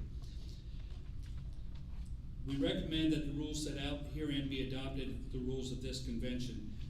The rules for procedure and government of this convention shall be the Constitution and bylaws of the American Legion of Iowa and Robert's Rules of Order revised, except as may be modified hereinafter. When a delegate desires to make a motion or address the convention, the delegate shall rise, address the chair from a microphone, and state his or her name and district before proceeding.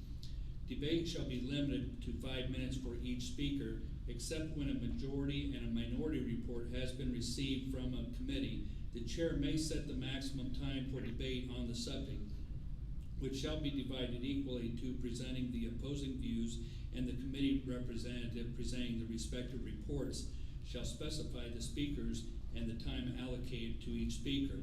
The floor shall be permitted but once to any individual delegate on any one subject, except by the consent of the majority of the voting strength of the convention present, provided, however, the chairman of convention committees may speak as frequently as may be necessary in connection with the reports of their committees. All resolutions shall be in writing and automatically be referred to the Resolution Assignment Committee, excepting resolutions from the Department Executive Committee, which shall be presented directly to the convention. Resolutions received after the deadline specified in the call to convention shall be referred to the Department Commander, Department Adjutant, and the Department Judge Advocate to determine if the topic is of emergency nature. Resolutions determined as emergency by the Department Commander, Department Adjutant, and the Department Judge Advocate shall be eligible for consideration by the Department Convention. Roll call shall be by districts, called in numerical order, with the order rotating annually. Roll calls will begin with the 6th district at the 2021 Department Convention. On all roll calls, the chairman or acting chairman of each district delegation shall poll the district delegation on the floor and shall announce the vote of the delegation. A district delegation shall consist of delegates who are members of posts located within the territorial limits of one of the 9 districts of the department as now constituted. The chairman of the district delegation shall be both the district commander or his or her designee. District delegations shall announce the vote in full units and not in terms of a fractional part of the vote. Each post represented is entitled to cast the voting strength of its post. In the event no delegate is present to cast the vote of a post when a district is being polled, a vote of that post shall be prorated between the total majority and the total minority votes of the district delegates present at the time of the poll. Unit rule or voting shall not be allowed in this convention. All delegates and alternates, in order to be considered duly accredited, must register and pay the $10 registration fee and wear their convention badge in the convention hall. If no badge is present, they will not be considered a duly accredited delegate and will not be allowed into the convention hall. Only a duly accredited delegate shall participate directly in the deliberations of this convention.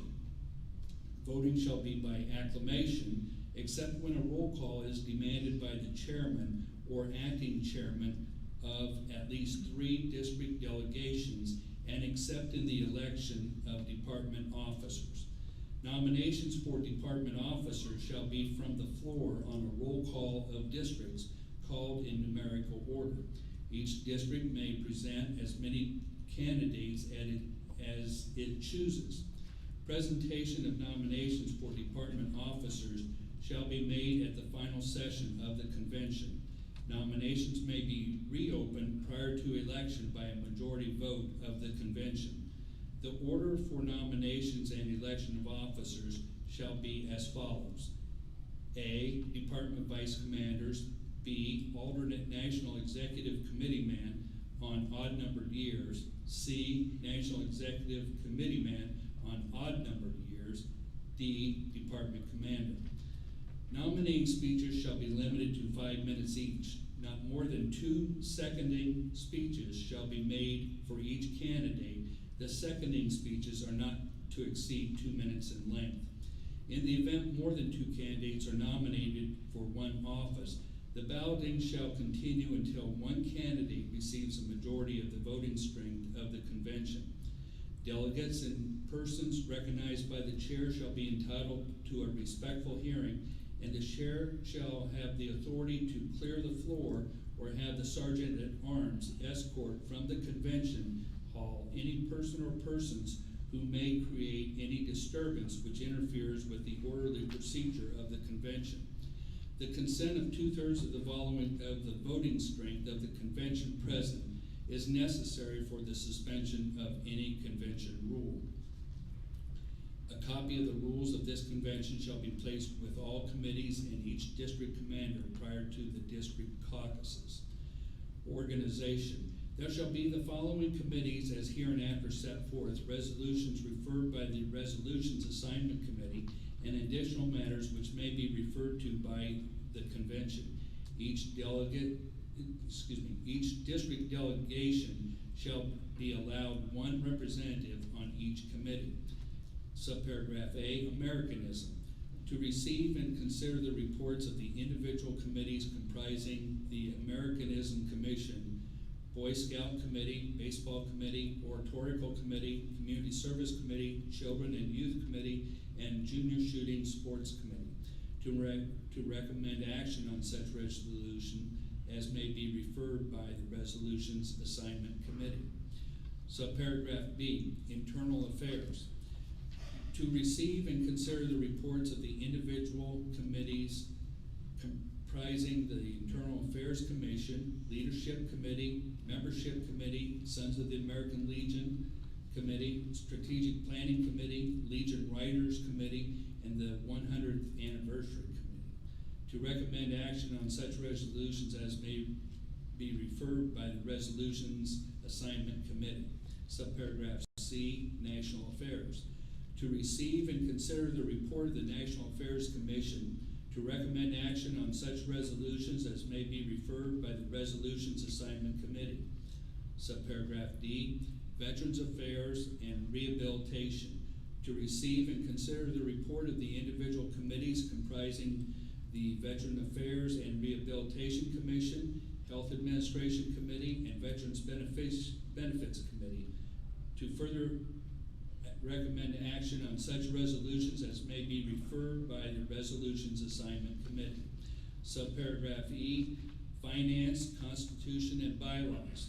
To receive and consider the reports of the Department Adjutant, Department Finance Officer, Department Finance Commission, and the Marketing Committee. To receive and consider the report of the Legislative Commission.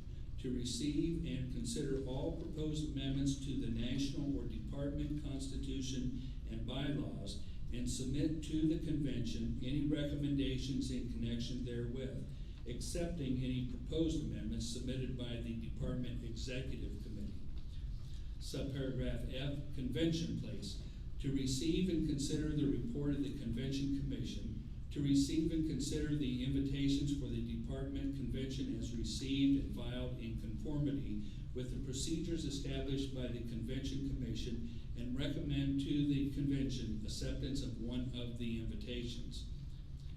The following organizations established by the Constitution and bylaws of the Iowa American Legion are recognized and shall be governed before this convention as hereinafter provided. Subparagraph A, Department Liaison. The committee shall consider the available candidates for the respective department offices. No action shall be taken by the committee in selecting candidates, except in the event no names have been submitted for a particular department office. All names submitted by the district committee members to the Department Liaison Committee shall be reported to the committee chairman, to the department adjutant in writing immediately upon adjournment of the scheduled meeting. The chairman of the Department Liaison Committee shall read the report of the committee on the morning of the third day of the convention. The names shall be listed numerically by districts. The election of the chairman and the secretary of the committee shall be held at the close of the meeting, and these officers shall serve until the close of the ensuing convention. Subparagraph D, district caucuses shall be held as scheduled by this convention. The districts will conduct such business as may properly come before such caucuses. Duly adopted by the Rules Committee the 9th day of July 2021, signed Dwight Dinklage, Chair. Commander, I move that the rules as reported by the Rules Committee be adopted.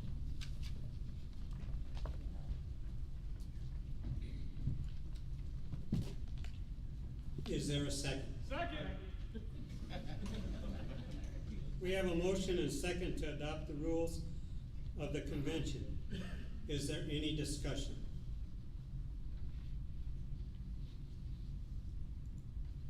Hearing none, all in favor say aye. Aye. All opposed say no. The motion to adopt rules is carried. Credentials. I call on Ted Steinman, Chair, for the reports of the Credential Committee.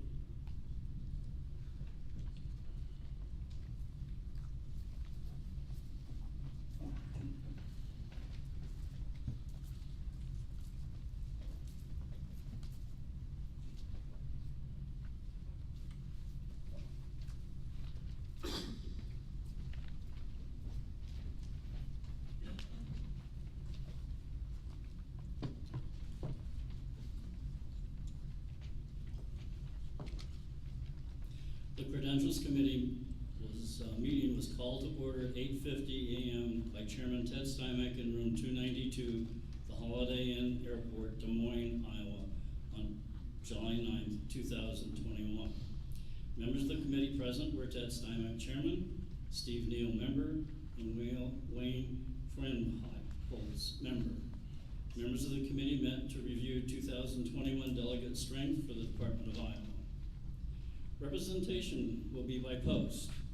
Each post is entitled to 2 delegates and 2 alternates whose dues have been paid on or before June 9th, 2021, provided it has 15 paid members by June 9th, 2021. Each post is also entitled to 1 delegate and 1 alternate for each additional 50 paid-up members or a major fraction thereof whose dues have been paid on or before June 9th, 2021. The vote of each post will be equal to the total number of delegates to which it is entitled.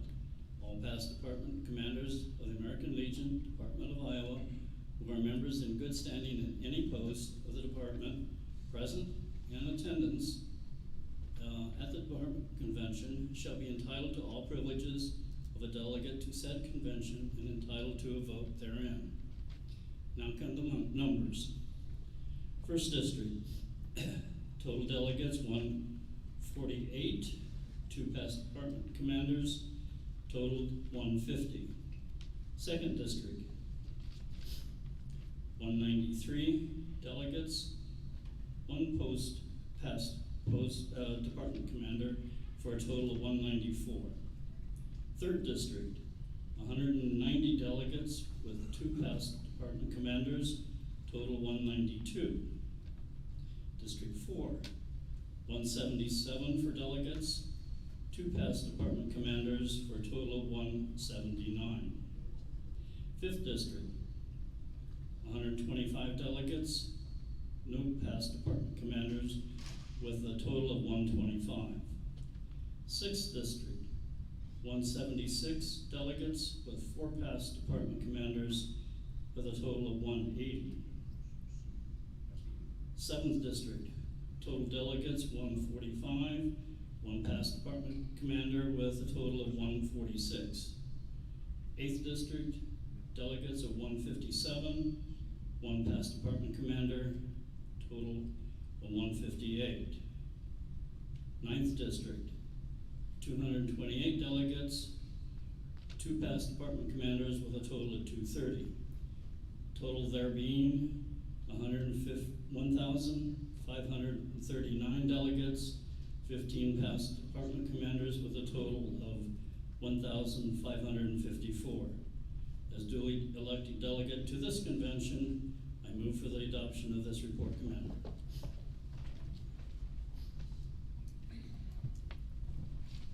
Is there a second? Second. We have a motion and a second to adopt the credential reports. Is there any discussion? Hearing none, all in favor say aye. Aye. All opposed say no. The motion to adopt the credentials report is carried. Commander, I do have a request, approach. If anyone has not passed by the Credentials Committee, even though they are here and have paid, please come by and see us, and we would appreciate a final account with you all. Thank you. We will now receive reports of our department officers. National Executive Committee member Jerry Seaver.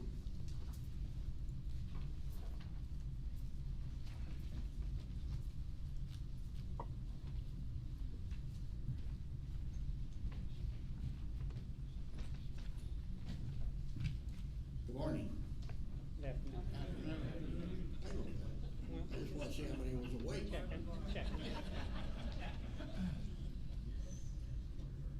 When the gavel dropped at the close of the 101st National Convention, James W. Bill Oxford of North Carolina was elected. He was elected to lead the American Legion for the 2019-2020 year and the 2020 and the 2021 year. That's right, 2 years. Also at that convention, we elected 2 outstanding Iowans.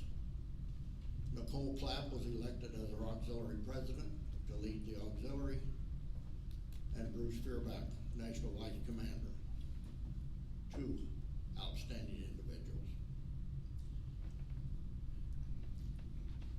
I appreciate, and we all should thank for their leadership. This has been a terrible time for our country. The American Legion has also had to endure hardships. Many of our posts have stopped having meetings. Many things that we as American Legion members took for granted stopped. Many of our posts started meal takeouts and other programs for not only their members, but their communities. Many posts started or increased the buddy check calling program. Many of our members had no contact from their post until they received that call. Even though the pandemic is winding down, I encourage posts to create a buddy check calling program if you do not have one. All it takes is a simple phone call to check up on them. Check up on them as how they were doing. Take that step and make that call. I know you will make their day. Our national and department staffs have been working overtime. They have done an outstanding job of keeping the American Legion functioning with Zoom and other communications. I especially want to thank our department staff, Adjutant John, Ryan,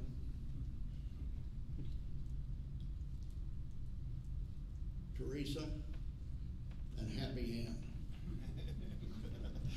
Don't get bashful back there. I want you to keep in mind that through all of this turmoil that we've suffered, they they've probably doubled down on it 2 or 3 times. They've had to invent ways of communication, different meeting types, etc. But mostly I want you to realize that when you see them this weekend, they're giving up their weekend for us. They're away from their families and their homes.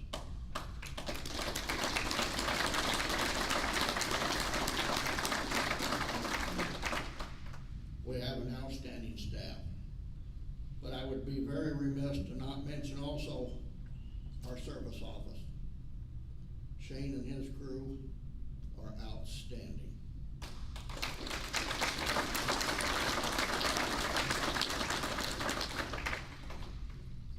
Many times in the last year and a half, they couldn't even get to their office. They were locked out. They did a lot of things on the phone and the computer for us and our veterans.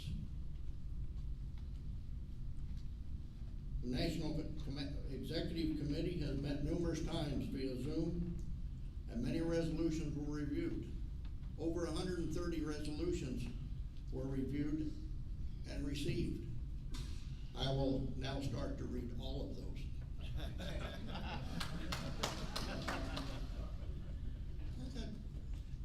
I don't know whether that's a clap to read them or a clap not to.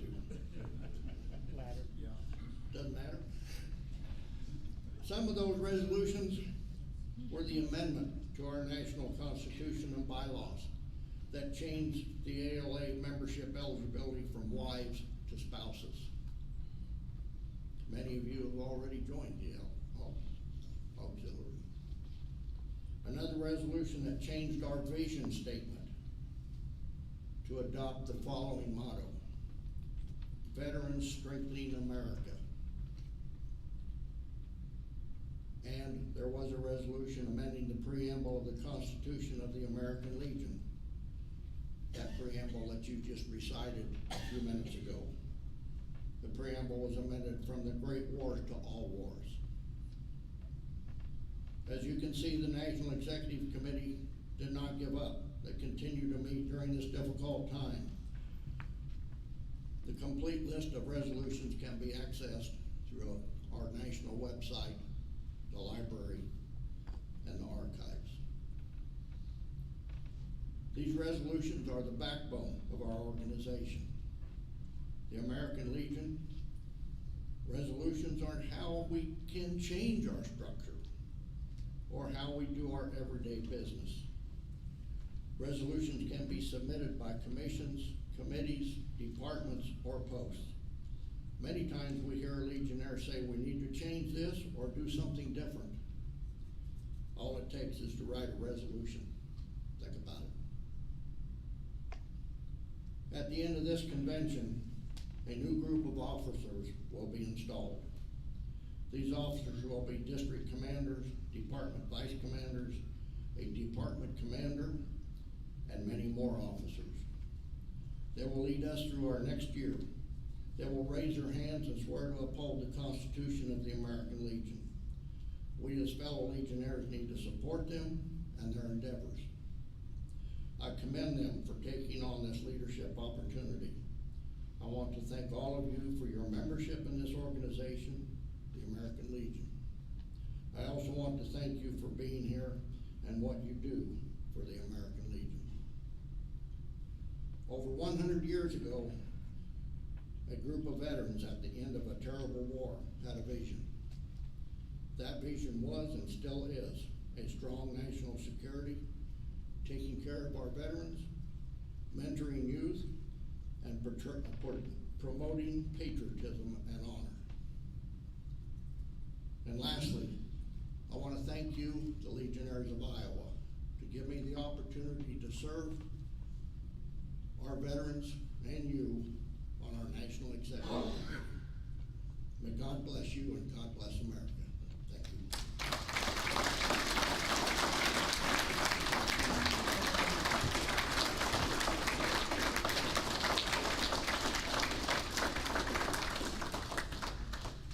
Our next report will be from Shane Penderton, Service Officer.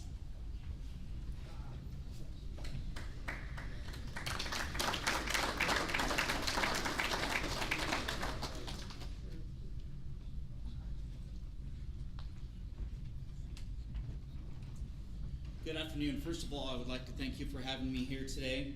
Well, fiscal year 2020 has brought many changes to the office, as many of you are aware of. FY21 has brought a little bit more normalcy to our workflow. Fiscal year 2021, as of May, we are up to $20,175,000 and $685 in monthly benefits that have been awarded to veterans that the American Legion represents.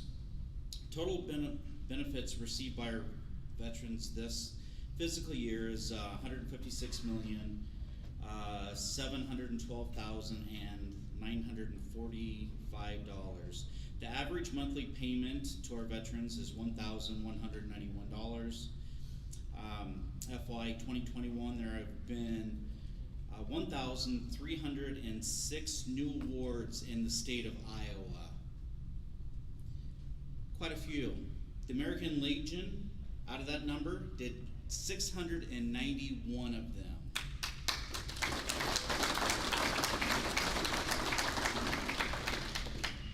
118 of those 1,306 were in May alone. That means that we currently represent 67% of the veterans in the state of Iowa, which went up from the last time we met of 64%. Since October, we've held 75 virtual VBA hearings, and that's with the law judges either in person for the traveling boards or telephonically or over video. Also, since October, we have completed 151 higher level reviews. What a higher level review is when the VA has rated a condition and they come back and say, okay, we found no current connection between service and the diagnosis, but we're able to find where the VA has had error. And along with that, predetermination hearings, such as the VA sends a letter, hey, we think your hearing loss has gotten better, we're going to drop you down to 10%. These are done by the decision review officers who are located at different regional offices. We deal a lot with the Seattle office, the office down in Florida quite often as far as those go. The service office has completed 4 yellow ribbon events, which the yellow ribbon events are the soldiers that are coming back as part of the National Guard or Reserve. We're actually there telling them about our status and what we do for them. And currently we have a total of, last time I spoke, we also have numerous other states that rely on the state of Iowa to assist. Right now that number sits at 42 states. We've also got one in the Philippines, we've got one in Australia, we have one in, I can't think of the other place, but as you can tell, they're all over the place. Now the thing with those is the Department of Iowa Service Office does not get credit for those because they're outside of the state of Iowa, but we still assist with them.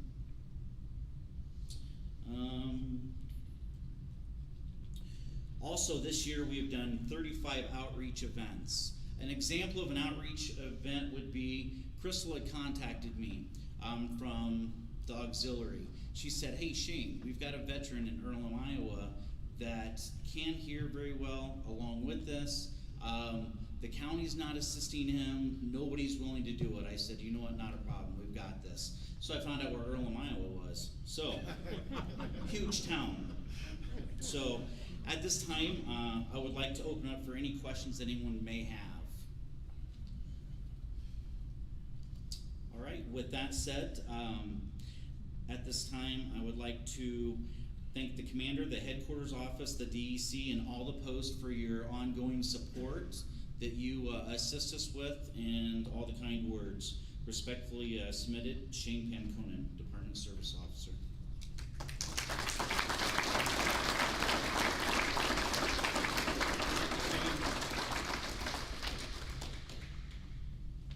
Our next report will come from Department Chaplain James Finsroy.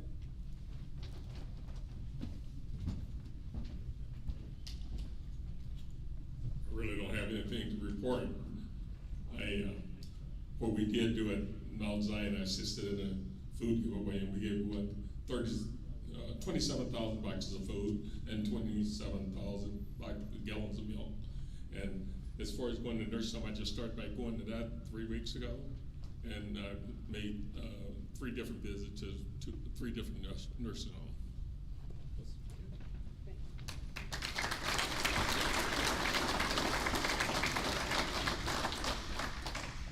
Our next report will come from Department Adjutant John Durner. And it's the last report of the session. I knew I'd get some applause today. It's good to see all of you. And I really mean that. It is very good to see all of you. I'm happy that we've returned to in-person events. I believe we had a successful midwinter conference. The hybrid component of it did cause a few glitches, but for the most part, I think the event went well. Most districts decided to hold in-person spring conferences. The district commander orientation and department leadership school were both held in person at near full capacity. American Legion Boy State was conducted at a reduced capacity, but the quality of the program was maintained thanks to our dedicated staff there. Our department convention is now in person, and we have plans to have our national convention in Phoenix in August in person as well. We will also once again have our Walk for Veterans during the Veterans Parade at the Iowa State Fair. So if you have not signed up for that, please visit the registration table and do so today. The registration deadline is going to be tomorrow, so please get that done as quickly as possible. The past 16 months have been difficult for us all, and it's had an enormous impact on our lives and our organization. But we are finally seeing light at the end of the tunnel. We can begin to focus again on what we can do and feel less restricted by what we cannot. I would like to thank our staff in both the service office and the headquarters office. Your service office found ways to work through building shutdowns and with less support from county offices that were forced to close. The work they accomplished is amazing. When someone asks, why should I join the American Legion? The work of our service office alone should be enough reason for anyone. I also want to recognize our headquarters staff. Ryan has been with us now for over 3 years. Ann has been with us for just over a year, and Teresa for just under a year. They are an outstanding team which has worked through a very difficult year. They have faced challenges due to COVID-19 as well as our new computer environment. Nearly every task, process, or event from the past year has had to be done differently than before. Not only did they have to learn the job, but also had to figure out a new way to accomplish it. Our struggles are not over yet, but I'm confident that we have the right people in place for the job. We'll be spending much of the next 6 months developing new processes, and I ask for your patience as we learn how to accomplish our duties in new ways. Additionally, I want to thank our volunteer leadership. Most of you served in your positions for an additional year, a year for which you did not plan. Thank you for your service through these challenging times. I know in many ways it's a year we would all rather forget, but I will remember how you rose to the challenge and accepted the responsibility. And for that, I truly am grateful. As we move forward, I hope it is with a renewed enthusiasm. I hope we seize the opportunity to grow our organization. People miss camaraderie, and we can offer that to veterans like no other organization can. Thank you for the service this past year, actually past 2 years since my last report to convention. I look forward to working with all of you as we continue to move forward.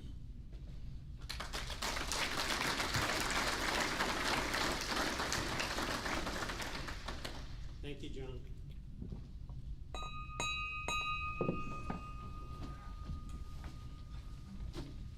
Please join me in rendering honors to the flag of our country. And salute. 2.